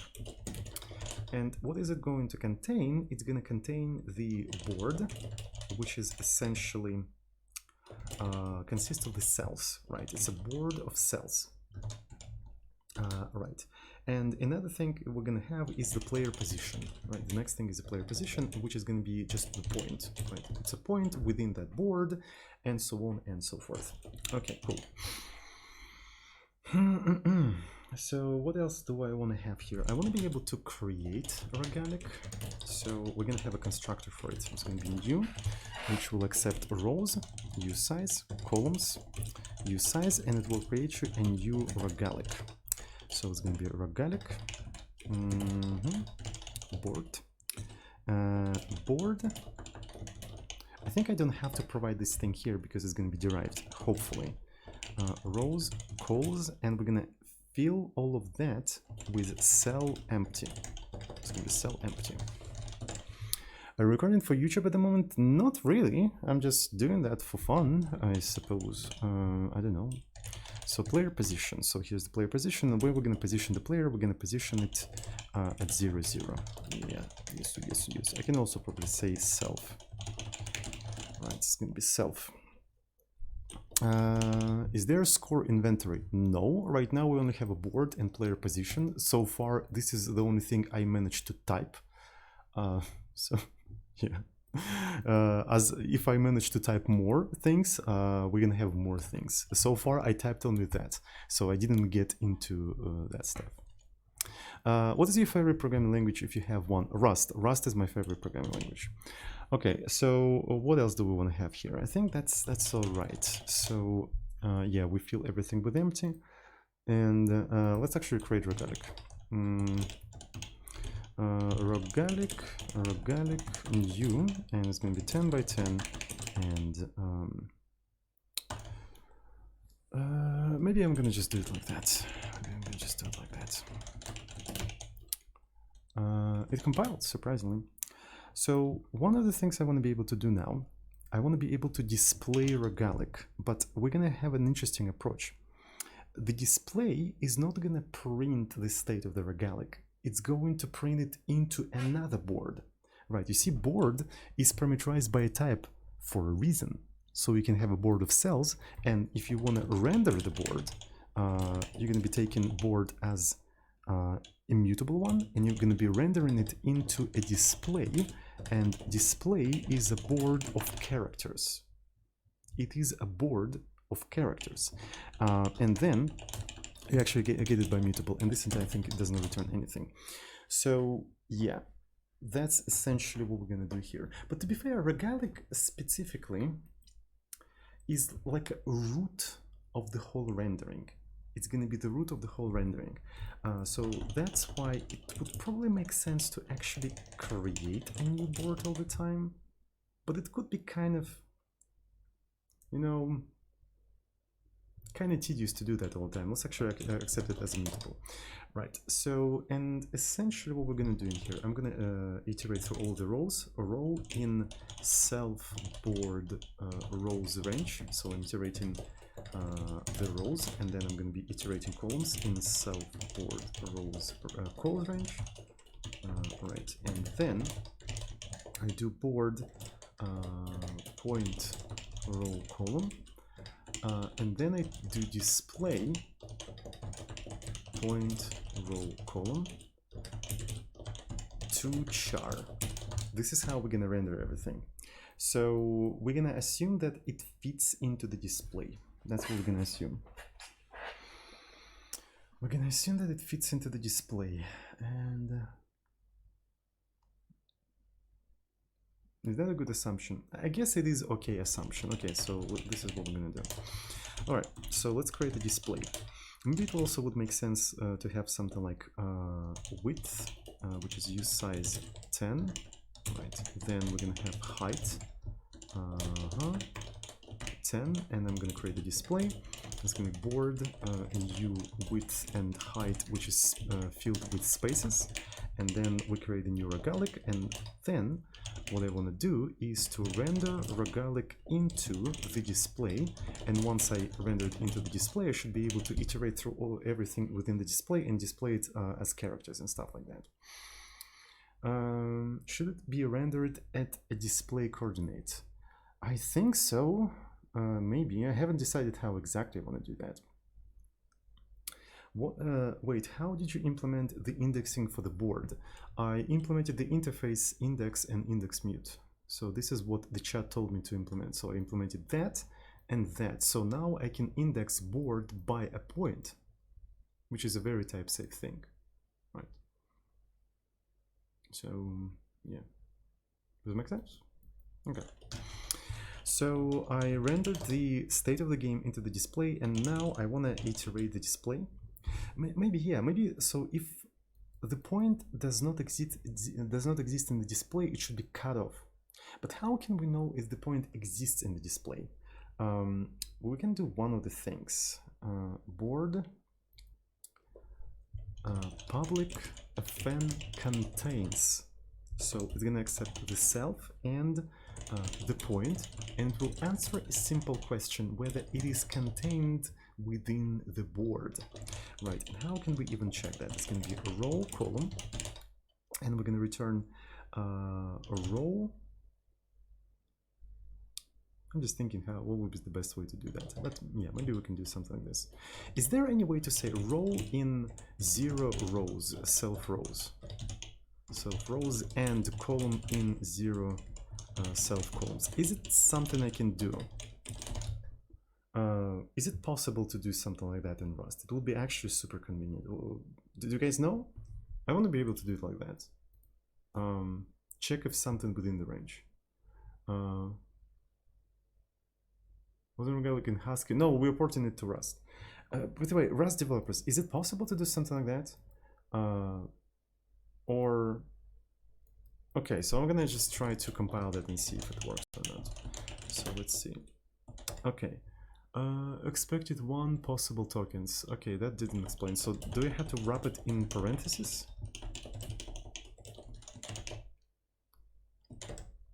All right, so matches. Rust matches. Maybe you can find this thing in where is my stuff? That's it. So std matches. Okay. So matches returns whether the given expression matches any of the given pattern. Oh, you can also do range contains. Okay, so contains row, and this thing contains columns. Perfect. Thank you so much. I think I like it better. Yeah, I meant cell board. Okay. Expected but found. Okay, so we have to pass it by a pointer. I mean, a reference. Okay, we don't have pointers. We don't use pointers in here. Okay, so one of the things I can do in here is if, so we can do it like that. So it's going to be point, which is point row column. Hi, what do you think about learning Golang versus Python for web dev?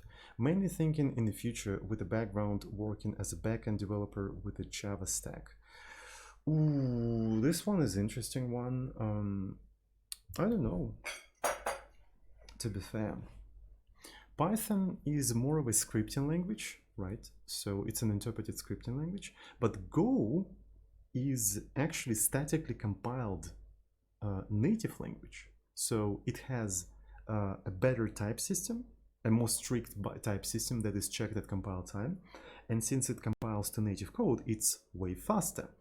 Also, behind Go, there is a huge company, it's a huge and very powerful company called Google, which will keep it alive until the end of the days. So thinking in future, plus Go is relatively easy to learn, and also Go developed by very talented software developers who actually basically pioneers of computing, like Rob Pike and Ken Thompson. So if you really want to invest long term, I think Go is a better long term investment than Python. like haven't said everything I just said so far, so I think Go would be like. Plus, Go is a little bit lower level, so if you learn Go, you're gonna learn you're gonna know a little bit more about computers than if you learned Python. So, does it make sense? It's mainly because I'm tired of Java. I don't work with it anymore, and I really like Go, but Python has more job offers, so I have a dilemma. Okay, more job offers. I personally usually choose something that I like. I usually prefer liking what I'm doing versus getting paid. I don't know, like my English is really bad right now. It's kind of difficult to explain. Just think about it this way. Imagine that you landed a very high-paid job. It's extremely well-paid, but your job is to eat shit every day. Would you take that job? I wouldn't. So that's my advice for you. What you're saying is now just about money. I'm from Argentina and I don't work, I don't eat, lol. Yeah, I understand that. I'm from Russia, so I know exactly what you're saying. Is it better than my wife cooking? Damn it. It's better than my cooking.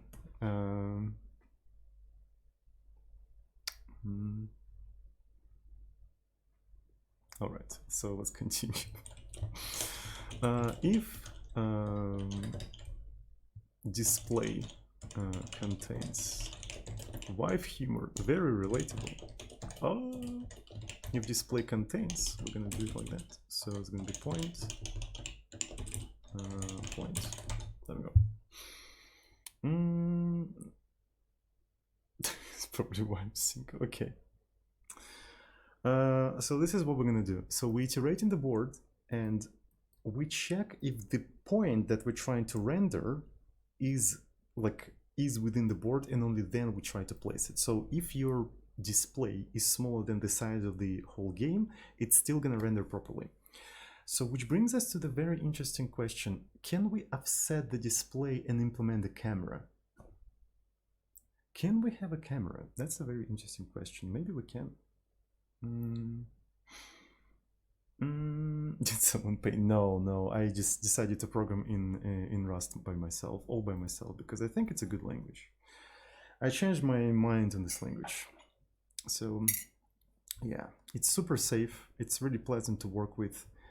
No friction whatsoever.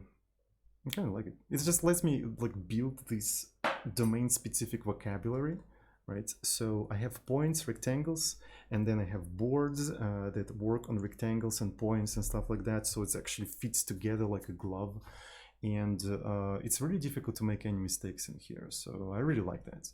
I think it's a pretty good language. So, and as you can see, yeah, so basically I have a board, and the only way to index a board is a point. You cannot index by anything else, and everything is very type safe. Everything is just really difficult to make mistake. I really like that. You either have a great English specifically for Russian, or Hollywood portrays really poor Russian accent. So according to Hollywood, I have to speak like that. All right, comrades. Let's continue programming. Let's continue programming in the Mother Russia. No, this is not a Mother Russia language, but anyway. He actually has a San Francisco accent. I don't even know what it is. This is a fake news accent Russian he's using. Okay. I can't even do a proper Russian accent, because a proper Russian accent requires some of the Russian sounds that I'm physically incapable of pronouncing. Specifically, I cannot roll R in a Russian style. Well, I can, but it's just very physically difficult for me to do. So that's why, even though I'm native Russian, it's still difficult for me to do a proper Russian accent. What's the most Russian programming language? Well, there is one. It's very, very fucking Russian. Yes, it's 1C. Fofsit, hello. By the way, why the fuck you're not VIP? Okay. Yeah, it's a 1C. It's so Russian, it uses Cyrillic tokens. Yes. Majority of the languages use Latin alphabet, but 1C is so goddamn fucking Russian, it uses Cyrillic alphabet instead of Latin one. That's how Russian it is.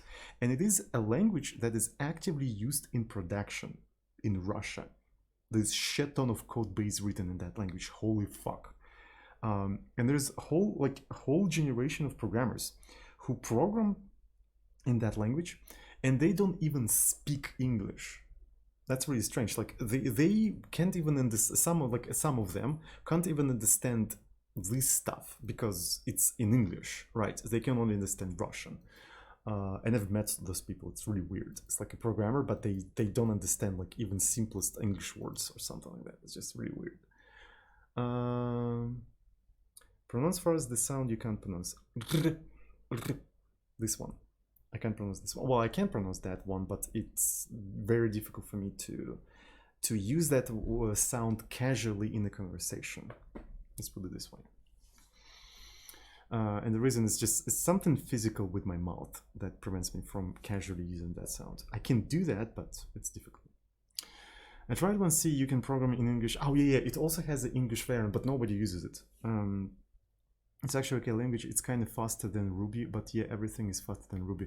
It's a K language because it's literally Visual Basic. What they did, they took Visual Basic, like literally syntax of Visual Basic, and put it through the Google Translate, and just replaced all of the English tokens with the Russian ones. Do a Russian backflip. I don't know what that means, but okay. So it is literally Visual Basic.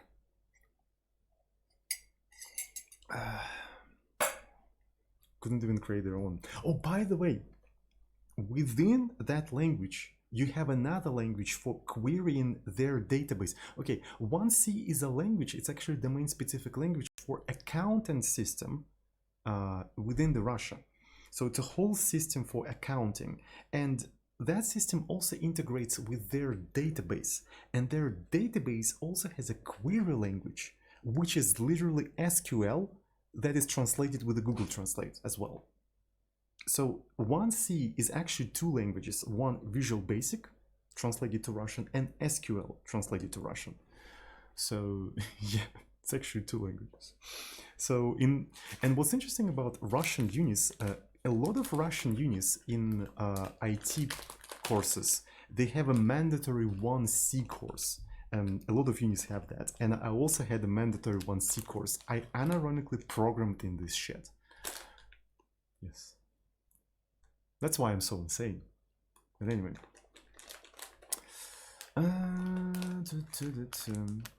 Yeah, it's kind of similar to SAP. Yes, it is kind of similar. It's a Russian version of that.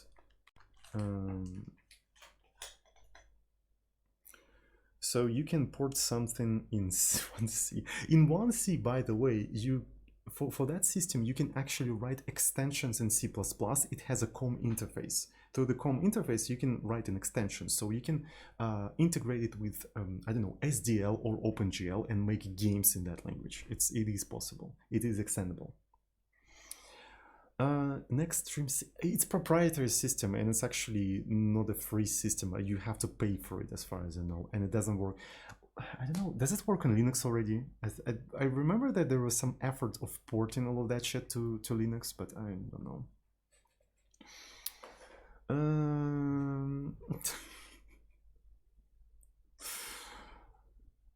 It does. So it does work on Linux already. Okay, very well then. They finally ported it. Oh, the client for Linux exists. I see. So yeah, it also has a client-server architecture. It also has a web client. It's such a monstrosity of a thing. It's like it does like everything. It's just like really weird. Yeah. And it keeps growing and growing in complexity. It's just really interesting.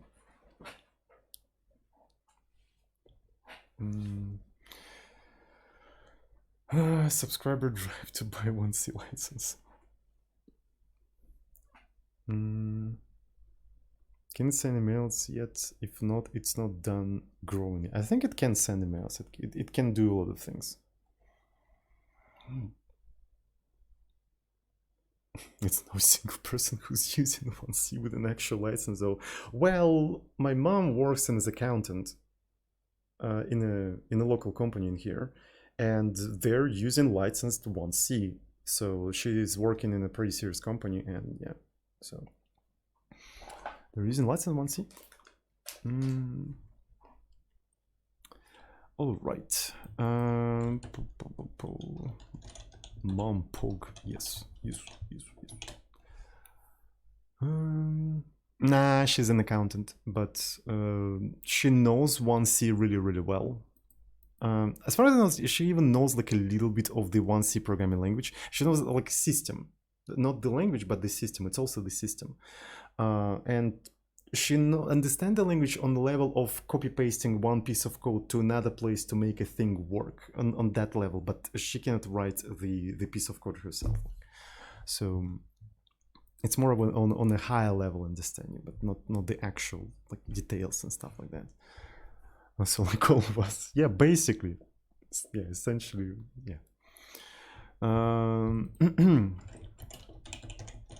But she doesn't understand the concepts of variables, if conditions, for loops, and stuff like that.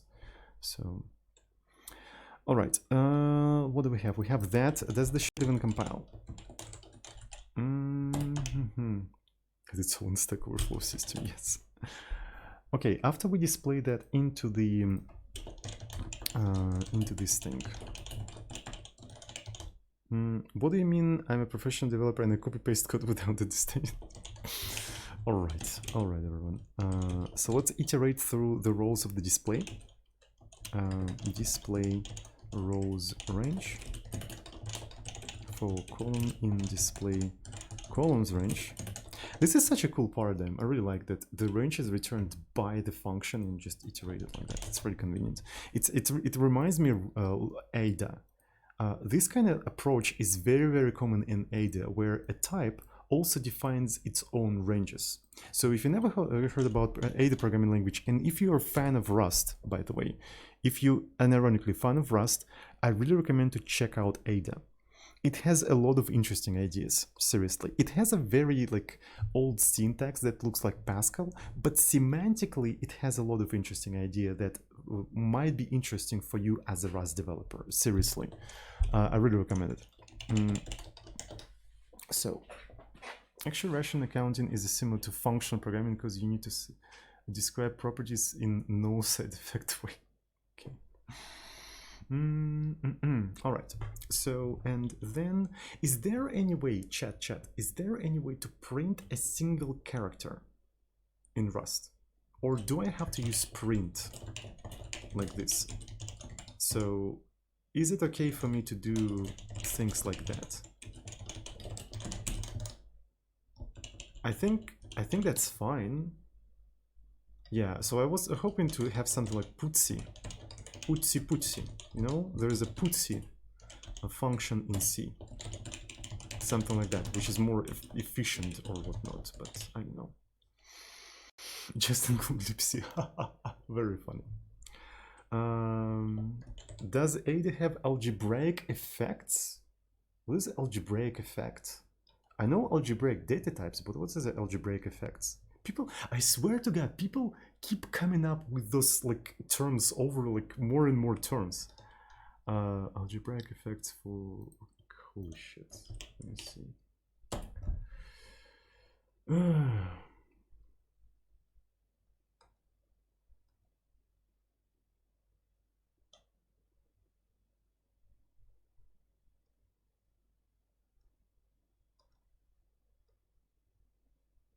What is it?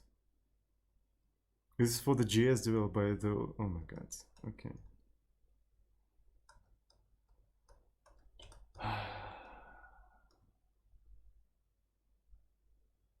algebraic type effects. So apparently you cannot explain that with a single sentence, right? So you cannot explain that. You need like to read the whole thing. What's the definition of it? Temps should know production radiate. This is too much text to understand something that is probably not a problem outside of JavaScript. So apparently it feels like it fixes very specific problem within the JavaScript. So I guess the solution just don't use JavaScript. Right. If you have a very specific JavaScript problem, just don't use JavaScript. Simple as that. Super simple. Use something like, I don't know, Rust, for instance. So here's the display. We have a character, and it didn't really do anything, unfortunately. It's really strange. Oh, wait a second. Yes. Oh yeah, this is because the regalic is actually filled with empty things. If I fill everything with passages, right? Yeah, so everything seems to be working. So we're gonna fill it with empty. Maybe we're gonna fill it with floor. So this is gonna be floor, and as you can see, we have a floor in here. But this is not enough. We also need to render a player. All right, we also need to render a player. How are we gonna do all of that? So what I'm gonna do in here is I'm gonna take a player position, right? I'm gonna take the display, right? I'm gonna take the display. First, I want to also check if display contains self player position, right? If it contains it, what we're gonna do, we're gonna take the player position, and set it to at. There we go. So we just set it to at, and this is how we render the player. So the player is currently located at 0, 0, right? It is located at 0, 0, and yeah. Are Tsoding and Rust married now? Yes. This is my favorite programming language. From now on, I'm programming only in Rust. This is going to be a Rust programming channel, and I'm finally accepting the invitation to the Rusticians team on Twitch. Yes. So they send me invitation, and I'm finally accepting that because now I'm the Rust developer. Yes. All right. So today is a beautiful day. What are you talking about? Rust is a good language. Like, if more people will start programming in Rust, the internet will become a safer place. Okay, so let's continue. Let's not actually distract ourselves from programming, all right? We need to get some shit done. We know how to have the state of the game. We know how to render things. So the next thing I want to do, I want to make an event loop where we could accept the input from the user. So how are we going to do that? Also, by the way, we need to keep track of whether it is time to exit from the game. So we're going to have a quit boolean, and initially it's going to be false. There we go. So this is a false, and I suppose one of the things we're going to do here in regalic is a fan quit. Is it going to collide with something? Maybe it shouldn't collide with anything. So I think it's going to be fine.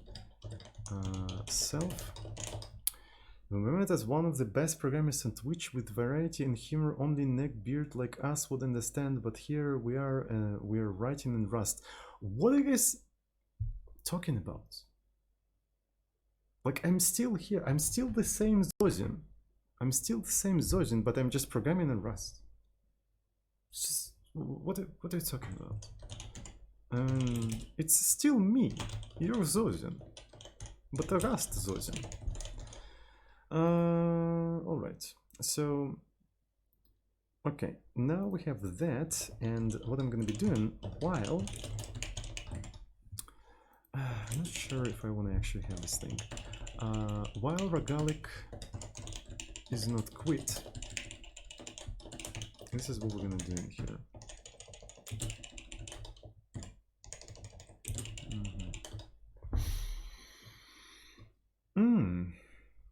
idea. So before rendering anything within the regalic, I want to clean the display. To clean the display, I'm going to fill rectangle with display rectangle, and I'm going to fill everything with spaces. You see what I did here? I just cleaned the whole display, then I put everything under the display, and then also the player, and so on and so forth. So after that, I can print that. And the next thing I need to do, I think I need to do something like print display. Yeah, I need to have a function that prints the display. So it will accept the display by that. And this is where we're going to keep all of this.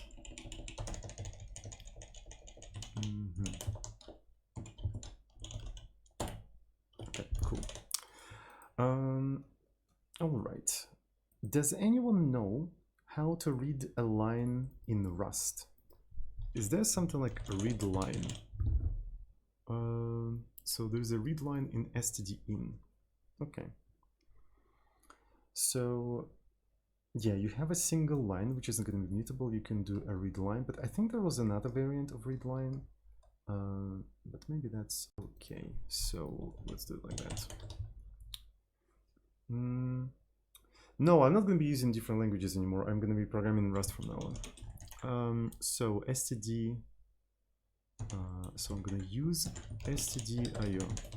So I'm using stdio. And within the loop, right? Within the loop, I'm going to be doing what? Match io stdin read line, and I'm going to be reading that into a line. So mute line string new. There we go. So here we read it. That's very interesting. So if we read it successfully, this entire thing either, yeah, it also returns you something. Can we just unwrap it then? Oh, Jiang, what's up? Why are you not sleeping, Jiang? What the hell? Are you okay? Hello, how are you doing? Welcome, welcome, welcome. So can I just do something like this? And then I want to iterate through each individual character in string. Rust iterate string. You just got home? Holy shit, that's really late. Well, welcome home, I suppose. Hello, hello. It's really, really late. Is it safe outside where in Singapore when it's that late? Because it's kind of unsafe when it's that late in here, to be fair. Oh, you're on the phone, I see. Do you work on 1 or 2 monitors? I actually have 2 monitors. So there's a second one. This is where I keep the OBS. Yeah, so okay, that's cool. That's pretty cool. I mean, it's Russia, so you never know. It's better not to go outside at that time, that's for sure. So okay, so we need to take the characters and we need to iterate them. So this is going to be chars, and yeah, we can just iterate them. So it's going to be for C in like that, and then we can match specific characters. And what kind of characters can we have? Who paid me? Nobody paid me. I just decided to switch to Rust all by myself. So yeah, I finally realized that's my calling. That's my language, the language of my people. All right, so okay, I need to also implement the thing that will allow me to move the player in a particular direction, if you know what I mean. Yeah, so let's actually postpone all of that.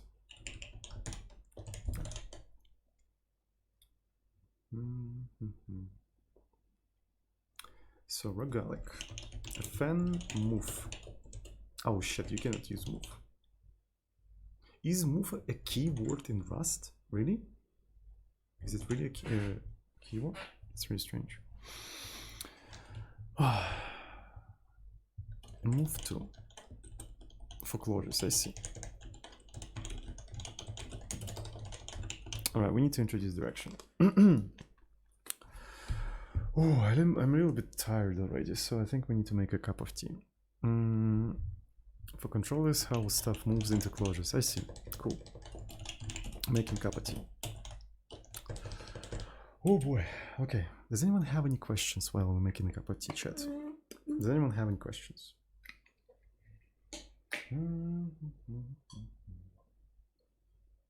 So I'm just going to be making a cup of tea. I want to actually have a black one this time. How much tea is too much tea? Tea is never enough.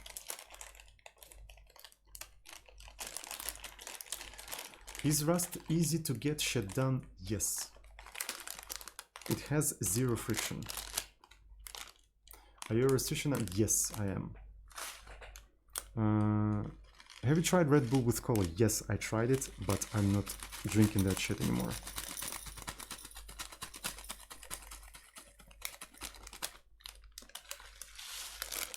Are you happy with compilation time? Yes, everything is perfect.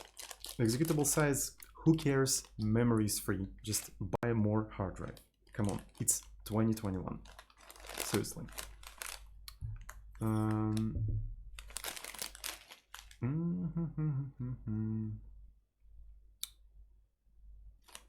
Download more RAM, exactly. Stop complaining about executable times. Just buy a normal computer, like a proper computer. 2021. Stop programming for Commodore 64. Come on, seriously. Jesus Christ. How do you keep up with living life? I don't. I actually don't. I don't know what I'm doing with my life. Does anyone have any other questions, maybe? Have you ever tried the German club mate? No, they don't sell it here. I'm sorry. I know that it has shit ton of caffeine, but I mean, does anyone know about it outside of Germany? I think it's a purely German thing, because I only hear about it from Germans. How do you manage so many projects? That's the secret. I don't. Are you happy? Of course not. Who's happy? Seriously. Oh no, since I started to program in Rust, I'm now happy. Of course, yes, I'm happy now. So why is it dangerous at night time where you live? Because it's Russia. It's Russia. It is dangerous to live in Russia at all, like generally. I mean, come on. How do you make stuff done? That's the secret.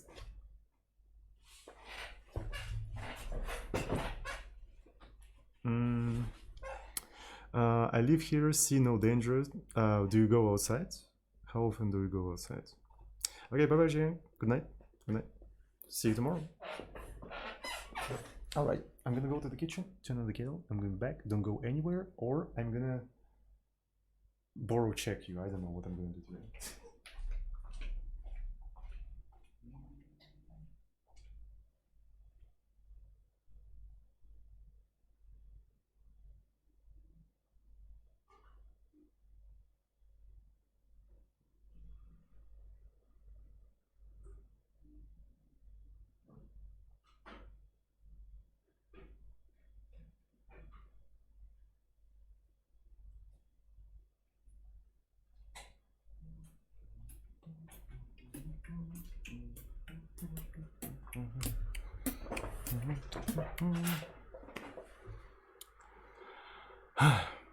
Does anyone have any other questions? I tried Club Mate and it's fine, but I saw it in only one supermarket, so I guess that's a reason why it's not that popular. Yeah. I kind of wanted to go to the kitchen now. I'm afraid of the project. Alright. The borrow checker. What's the brand of the tea? I think it's Greenfield. Sponsored, by the way. What do you program and what language do you use in your day job? I don't have a job. Why did you remind me about that?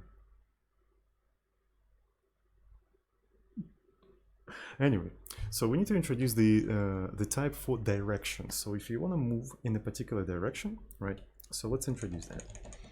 What we're going to have in here is enumeration, direction. I'm going to call it dir. Yeah, direction is a little bit better. So what kind of directions we're going to have there? We're going to have left, right, up, and down. So one of the things I want to be able to do, I want to be able to transform a direction into a point, to a vector. See what I did here? So let's see how we can do that. It's going to be implementation direction. So, and we're going to do have the following thing, 2 point. And of course, it would be better to actually make it clonable, copyable, and so on and so forth. It's going to be derive, copy, clone, and my tea is ready. I'm going to go to the kitchen, pour myself a cup of water, and I'm going to be back. Don't go anywhere or you're banned from this channel forever. I'm just joking.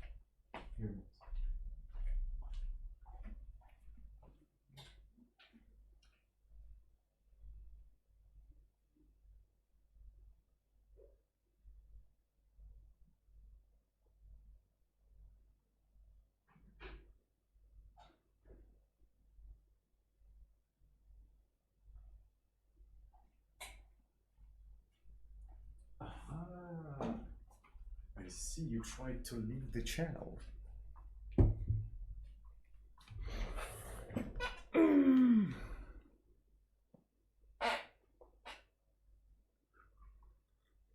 Yes.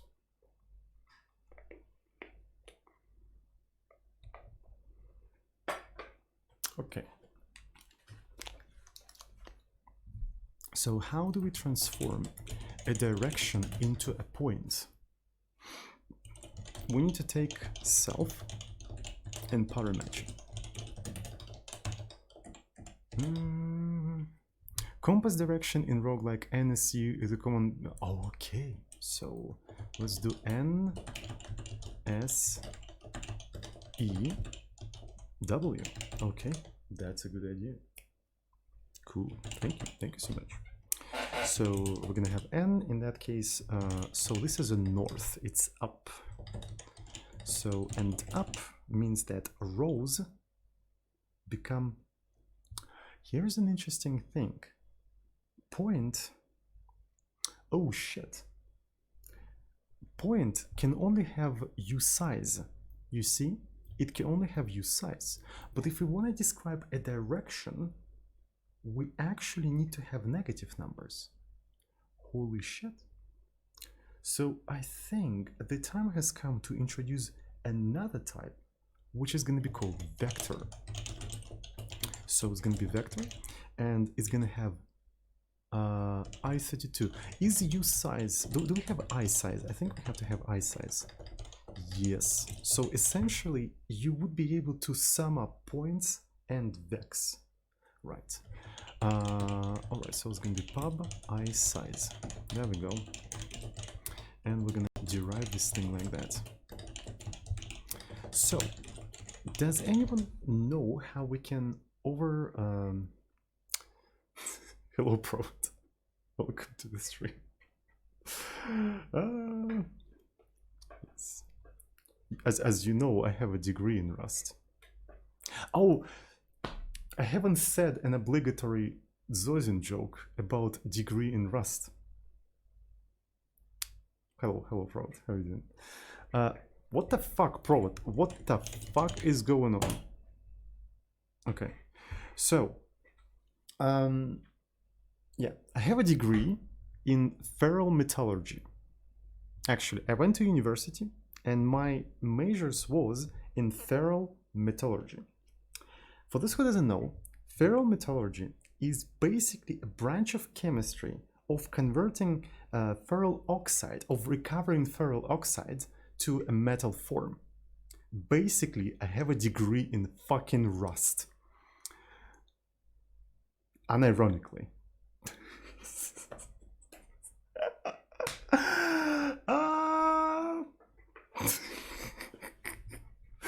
Do you really need negative numbers? Just add len on column to move in reverse directions. And no. This is ideal. But don't ask me anything because I actually like rushed through that degree. I don't remember anything. I only went there for programming. So my specialty was basically IT in ferrule metallurgy. So I went specifically for IT, for information technology, but not for the metallurgy. It was like a side product. So yeah. But Rust programming is my yeah, exactly. It's actually fucking hilarious. It is an actual degree in Rust. So anyway, it's awfully specific specialty. Yes, it is. And you know why? Because of the city I was born in. I was born in Novokuznetsk, which is a very interesting city. It's located in a place where there's a lot of coal mines and a lot of iron ore, which creates a perfect condition for ferrule metallurgy plants. And because of that, the university that is located there specializes on preparing people who work in those ferrule metallurgy plants. So it's a Rust, yeah, it's basically that, yes. Okay.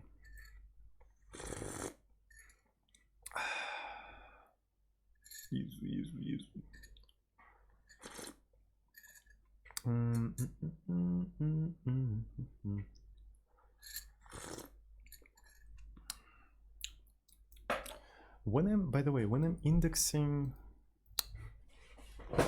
so I want to read this comment about indexing negative. One more time. New negative numbers. Just add len of column or row to move in reverse direction. I don't understand that message. It's really interesting. Don't understand this message. Sorry. Okay, so how can I approach all of that? Does it make any sense to? Yeah. So vector is going to actually represent relative things. So the point is an absolute thing, but the vector is going to be a relative one. And can we overload some operation? So there is probably add. Yeah, here it is. Oh, and can it accept any other type? So the other type has to have the same type as the original one, unfortunately, as far as I can tell, at least. So, but it can have a different output, though. It can have a different output.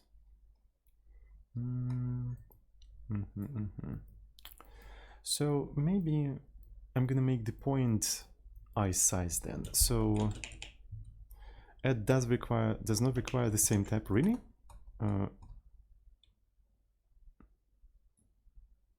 I need to take a look at the definition. I think the definition will tell me. Oh yeah, so there's a okay, right hand side, right? So and you can actually, yeah, I see. But where's the left hand side? So right hand side is going to be that, and I see what it means. Okay, that's perfect. That's perfect. That's perfect. I see what's going on. I see what's going on. That's actually cool. Okay, we're gonna implement add vec, but 4 point. Yes, that's what we're gonna be doing. That's what we're gonna be fucking doing, mate. All right. So, and this is gonna be a fn add, and then we're gonna have a self. Right, does it take it the pointer? No, it doesn't take it the pointer. And then we're gonna have a vector vec. Yeah, this way, so you can actually have, okay, that's actually pretty cool. Okay, thank you, thank you, thank you. And the output type has to be point, as far as I can tell, yeah. So the type output is going to be point, right? And let's put it like this, output. All right, so I suppose I can do something like this. Is going to be d row, d call, and then we're going to have a point, a row call, self, and what we're gonna have in here is just row plus d row and call plus d call. And as far as I know, it can also throw, you can also kind of handle the overflows and whatnot, but in case of overflow, I think we're gonna just crash. I think we're gonna allow to crash that. Does it crash if it overflows or underflows?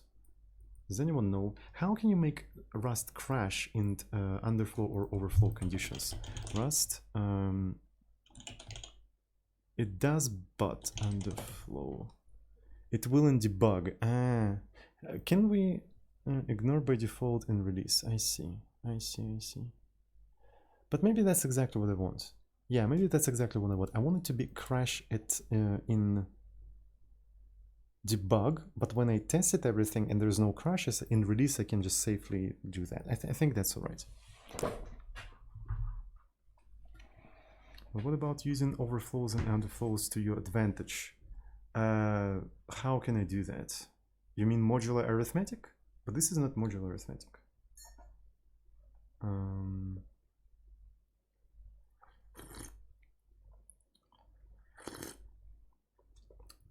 Oh, there's a wrapping add. Okay, let's take a look at wrapping add.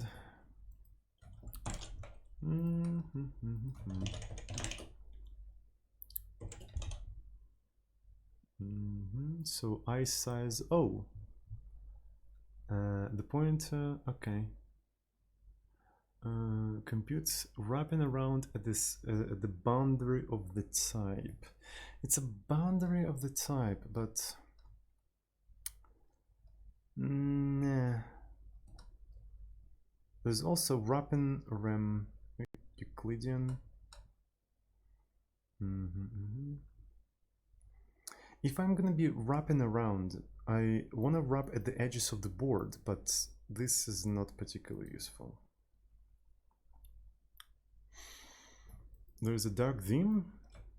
Where is it?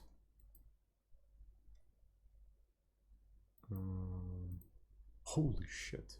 It sucks. I like it. Okay.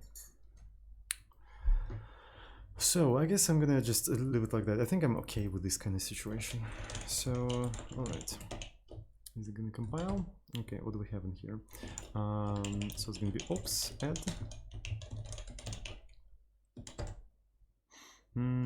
Output self output.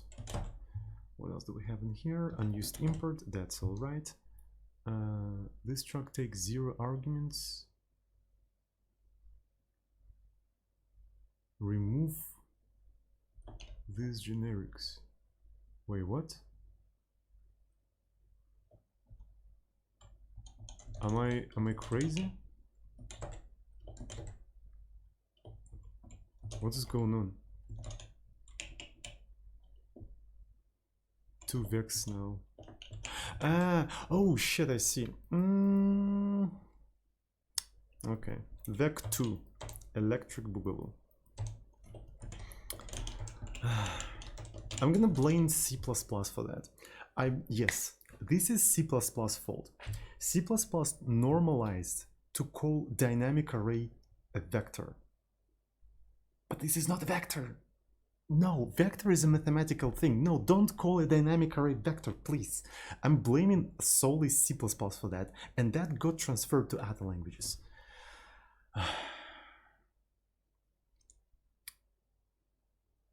But why?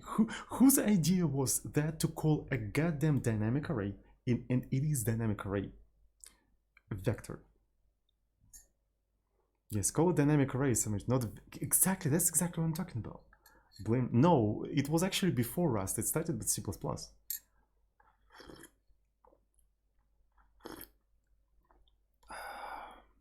Write my statement with the row and colon if you represent all positions where a player can move as a single string.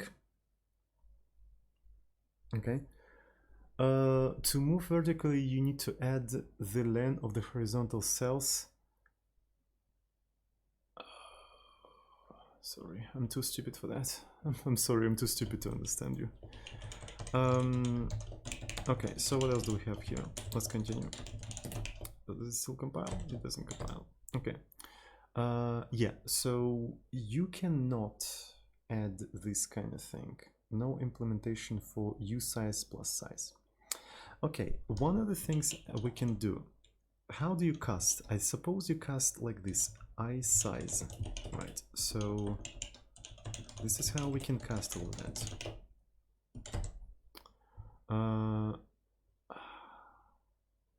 But Rust people made conscious decision to call it vector because they are C++ people and they just got used to that. So it just was like a no-brainer for them. As, yeah. So it's as. I forgot how to do that. As isize. Thank you so much. As isize. Okay, that's cool. But now we're trying to use this thing as usize, and I suppose now what we're gonna do, I want to convert it into usize, but I'm not quite sure how to do that. Is there any easy way for me to convert isize to usize with wrapping around? Look, I have isize and I want to convert it to usize, but I also want it to wrap around nicely. Is there a way for me to do that? Is there a way for me to do that? Does anyone know?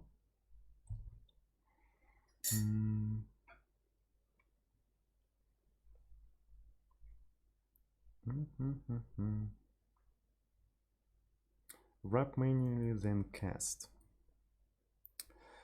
Maybe. Derow as usize. Can you just do derow as usize? I cannot because it could be negative. This thing could be negative, and that's why I cannot do that. But here, yeah. One of the things we can try to do probably is if derow.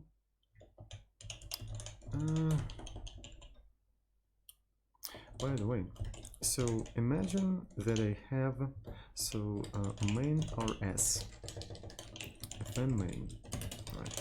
So it's going to be x isize minus 69, and then I try to print this thing x as usize. What's going to happen? So rust c main rs. So it compiled, and if it compiles, it works. I guess it just, yeah, I guess it just wraps around or something. The cast just does a bitwise conversion. I see. Addition, subtraction will work. Okay, there will be. Oh, it's just a two's complement. Yeah. It's a two's complement shit. I see. Addition and subtraction works fine with two's complement.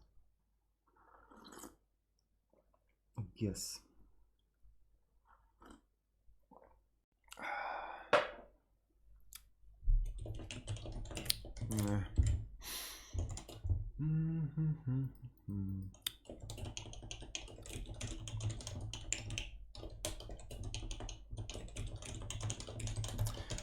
What are the pitfalls of this? What are the pitfalls? I don't think there are any pitfalls. Like it's just gonna wrap around if you're just trying to do something weird or something. I guess that's fine.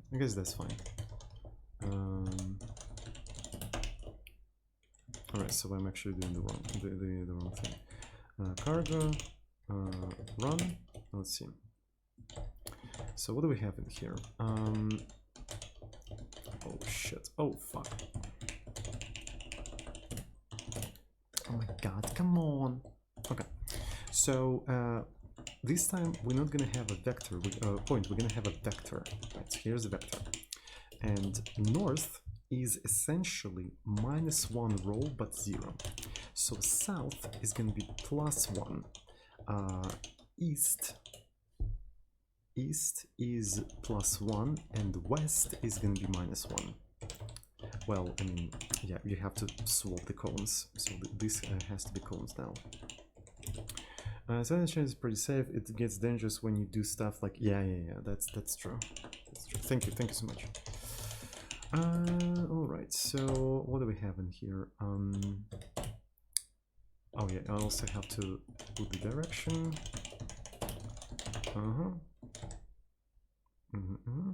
So I probably also have to put these things in here, right? X and Y swapped, yes, exactly, because they're swapped on the screen coordinates as well. I mean, in arrays, right? Because we store row-wise. Arrays are stored row-wise, and that's why first we index rows and then we index columns. Okay. So we have that, and this one has to be 2, and let's also call it 2. Why not? All right, that's pretty poog. So now, what we're gonna do? Move to. You provide self, and you also provide the direction. Interestingly, yeah, forgot the filter. So let me see. Is that your first message in the chat? Really? That is really sad. But yeah. Irlandek. Yeah. Okay. I forgot to put a filter today. Also, let me quickly put this thing in here. Let's continue.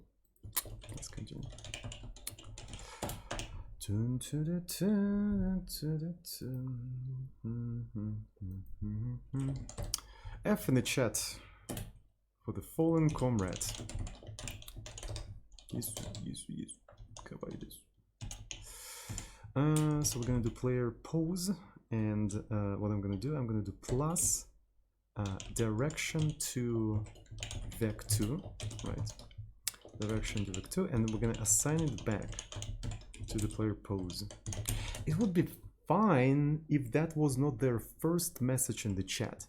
So that person has no any other messages in the logs except that one.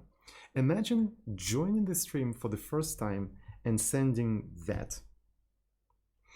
It would be fine if they, like, you know, actually chatted before, like contributed to the conversation, but this is literally the first thing.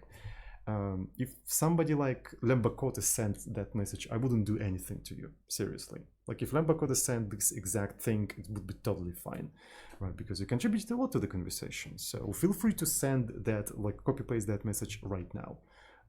And yeah, but if this is the first thing that you send to the chat, I don't think we can have a conversation. I don't think so. Sorry. I'm okay with memes, but I mean, it's just like debate.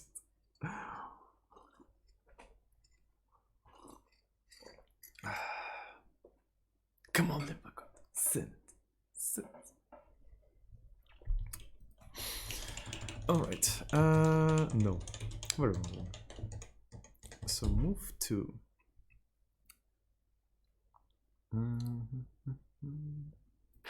You know what I want to have? I want to have a function that constructs a direction from a key. That's right. From key. So it's going to accept the key as a character. And it will return an optional direction, actually optional self. So in here, what we're going to do, we're going to match the key with the following thing. So what we're going to have, a W is going to be matched, is going to be redirected to self. Can we actually use self? Because direction is kind of like, what the fuck happened?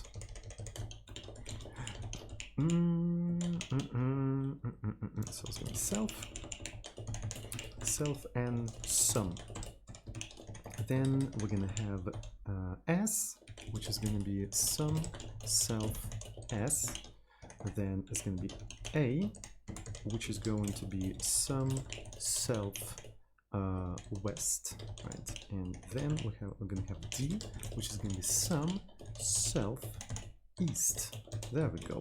And otherwise, if we encountered a known character, this is gonna be just known.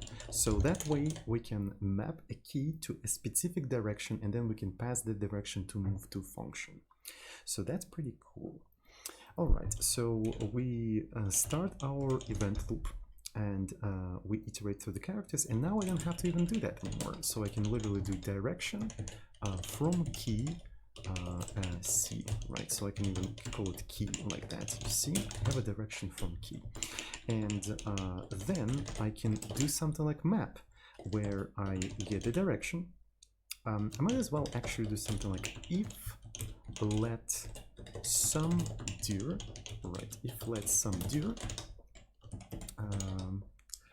I'm going to do regalic move to that specific direction. Look at that. Look at how readable it is. It's a result of domain-specific vocabulary, right? You have a key, you can convert a key to a direction, and if it can be mapped to a direction, you move the player to that specific direction. Look how readable it is. It's like, yes, all the pieces fit together. I have a key, so look at that. You're going to...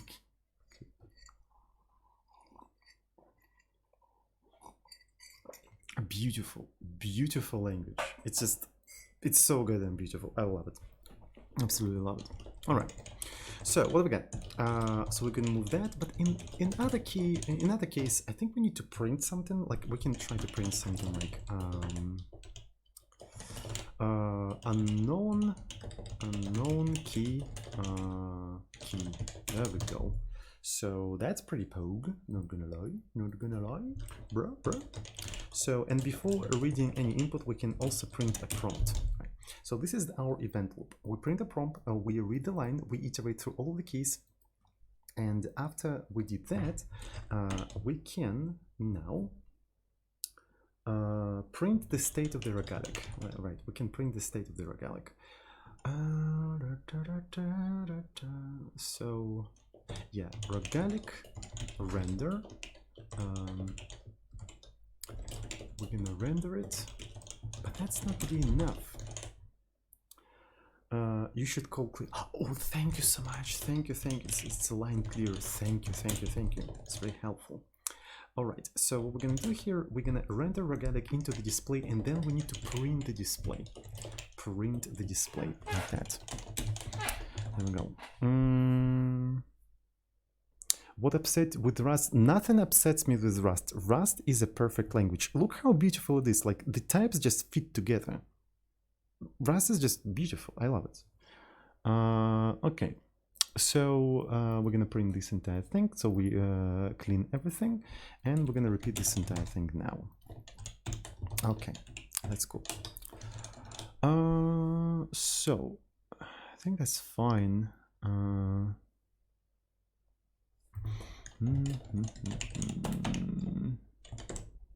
So do we have anything else? Oh yeah, so I think it works. So now let's test cargo run. And we have to, yeah, so this is a completely different place. I need to recover my teamuk session. So in the teamuk session, this is original rogue. We don't care about that. This is a regalic cargo run, and yeah, this one is interesting. So we need to flush the std out. Does anyone know how you can flush the std out in Rust? Because I need to print this prompt, and prompt is not really visible. So it didn't flush. God damn it. But seriously, chat, did you know how to flush std out?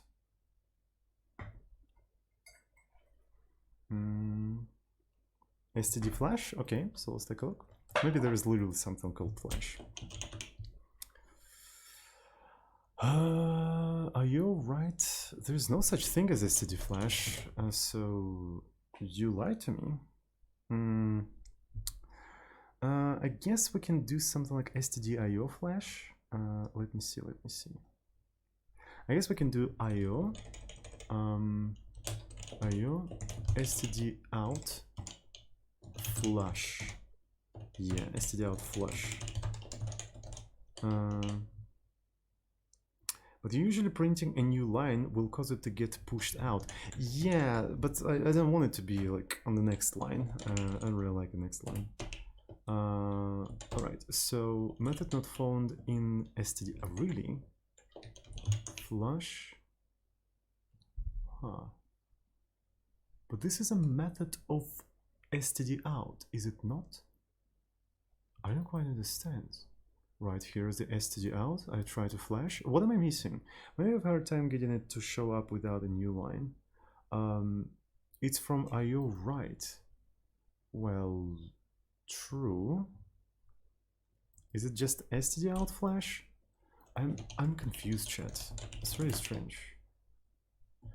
All right. So we have std. We have out. I think, oh yeah, maybe you need to have a right. Yeah, it's a trait. Oh shit, I see. So where trait right is located? Where trait right is located? So here's the right, and it's in stdio. So, all right. Can we do something like this? Okay, I'm gonna do write std in and std out. And can we get rid of this thing? Yeah, I think we can get rid of this thing. And it seems to be working, and it works. Oh my god, beach! Look at that! Look at that! This is perfect. This is goddamn perfect. Okay, and I can move around. And now, if I wanna crash. Oh, it won't crash actually. It doesn't crash. It's very interesting. Oh yeah, this is because if the player is outside of the range, it's never gonna be rendered. Yes, I specifically actually said that. If display contains player position, only then put it into the display. And if it's not there, just don't put it there. Okay, that's actually goddamn perfect. Actually safe language. You see? Actually safe language. Oh my god. Cheers, by the way. Since you love Rust now, maybe we will see you contribute to a Remax project. Maybe. I have a lot of plans. This is beautiful language. I absolutely love it. Oh my god. Okay, good. So interestingly enough, when I'm moving, I'm not checking if the cell is walkable or not, right? So what I want to be able to do, I want to be able to check if the cell is walkable. Is walkable. I'm going to return a boolean. Yep. So we're going to match self. Might as well actually copy paste this entire thing.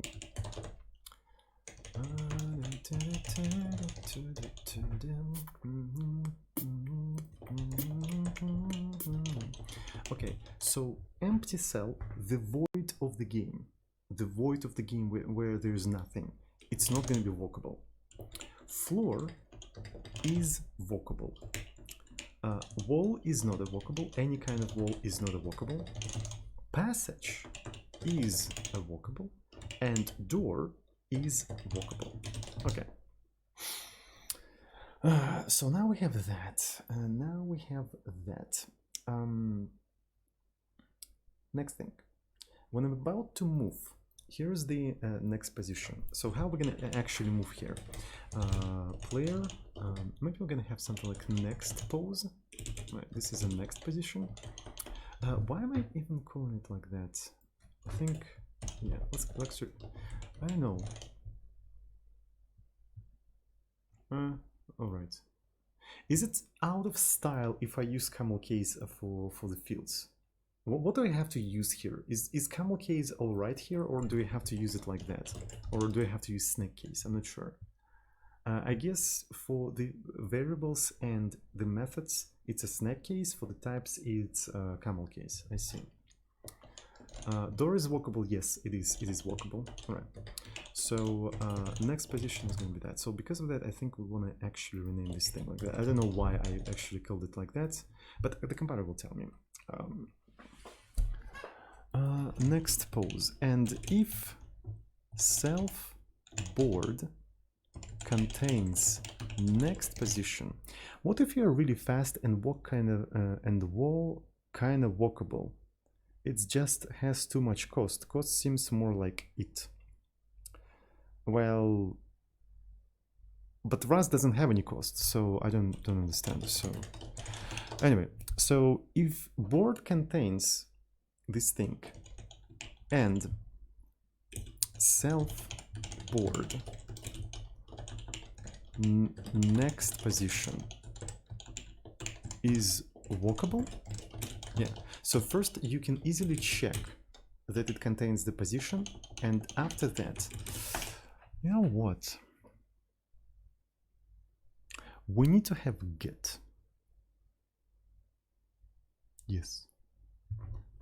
We need to have get. So I want to be able to do if some if let some self board get next position, and it will automatically check if it's available there. And is it possible to automatically check if it's walkable or not? I guess we have to do it like that. Cell is walkable. Then we're gonna set the player position to be the next position. And the question is it possible in Rust to combine these two if conditions? Is it possible just not have these two separate? Not yet, but will it be available?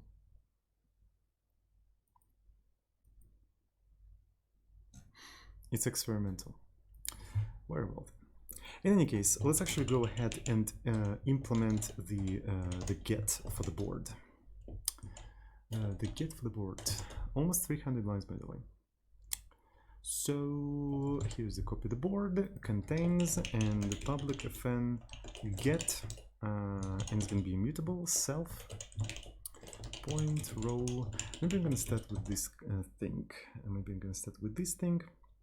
And it's going to be point, and what we're going to return in here, we're going to return option.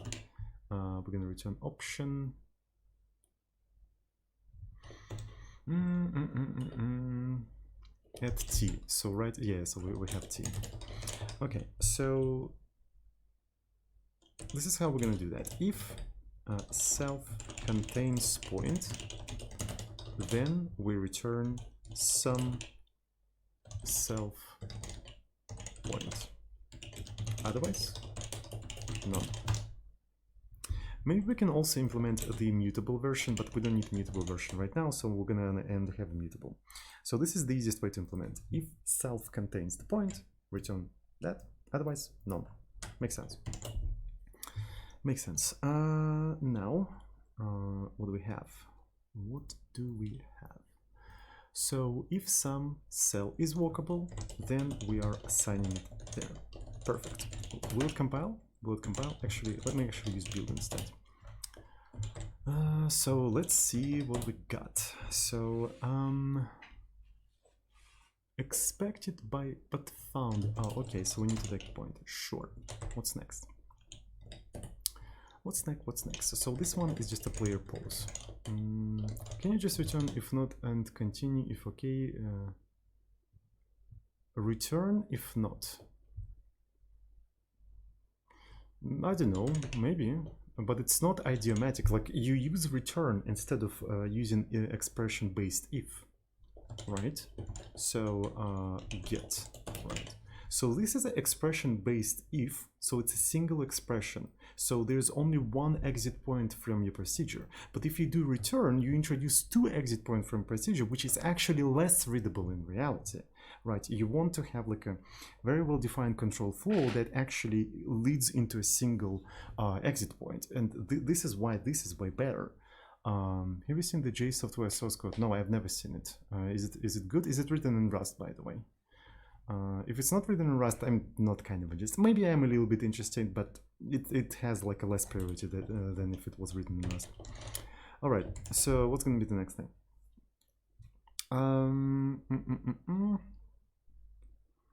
So this is walkable, and otherwise it's not going to move anywhere. So is it written in Rust or not? So you didn't answer the question. It's in C. But why is it not in Rust? And why does it have so few stars? Where is the README? I don't know what it is. I'm sorry, man. I'm sorry. It's like C, no README, not even 1,000 of stars. This looks like a completely irrelevant piece of software to me. I'm sorry. So like, why? I don't know. Sorry, man. Sorry. Okay, so let's continue. Let's continue the development. So this is walkable, and to actually test if the thing is walkable, right? To actually test if the thing is walkable, we need to limit the area. So originally Regalic is going to have empty cells, right?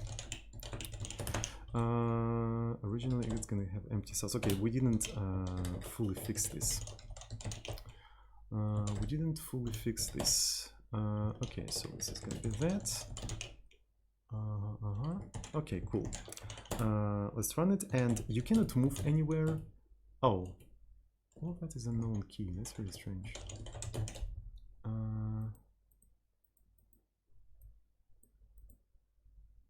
Wait a second. Does it include a new line? I guess one of the things we can do here is just remove that. So what's your mileage with the Rust? The first program that I wrote in Rust, like more or less serious program, was Demooper, and it was written in a very old Rust, to be fair. So let me actually clone it. So the last time I updated it was 2 years ago, but I started developing it a long time ago. Yeah, here it is. Let me go back. So I started the program in Rust in 2016, which is 5 years ago.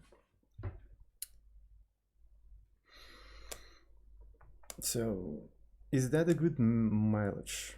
What do you guys think?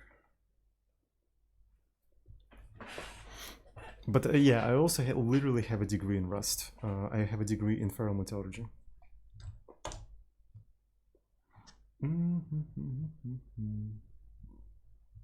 All right.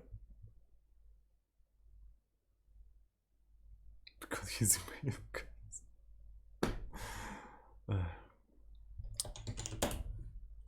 wow, leaked email.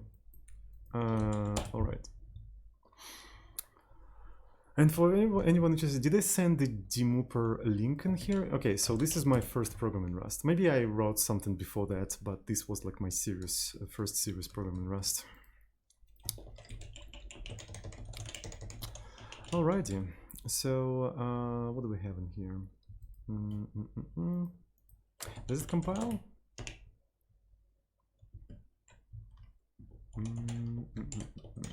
Let's run it.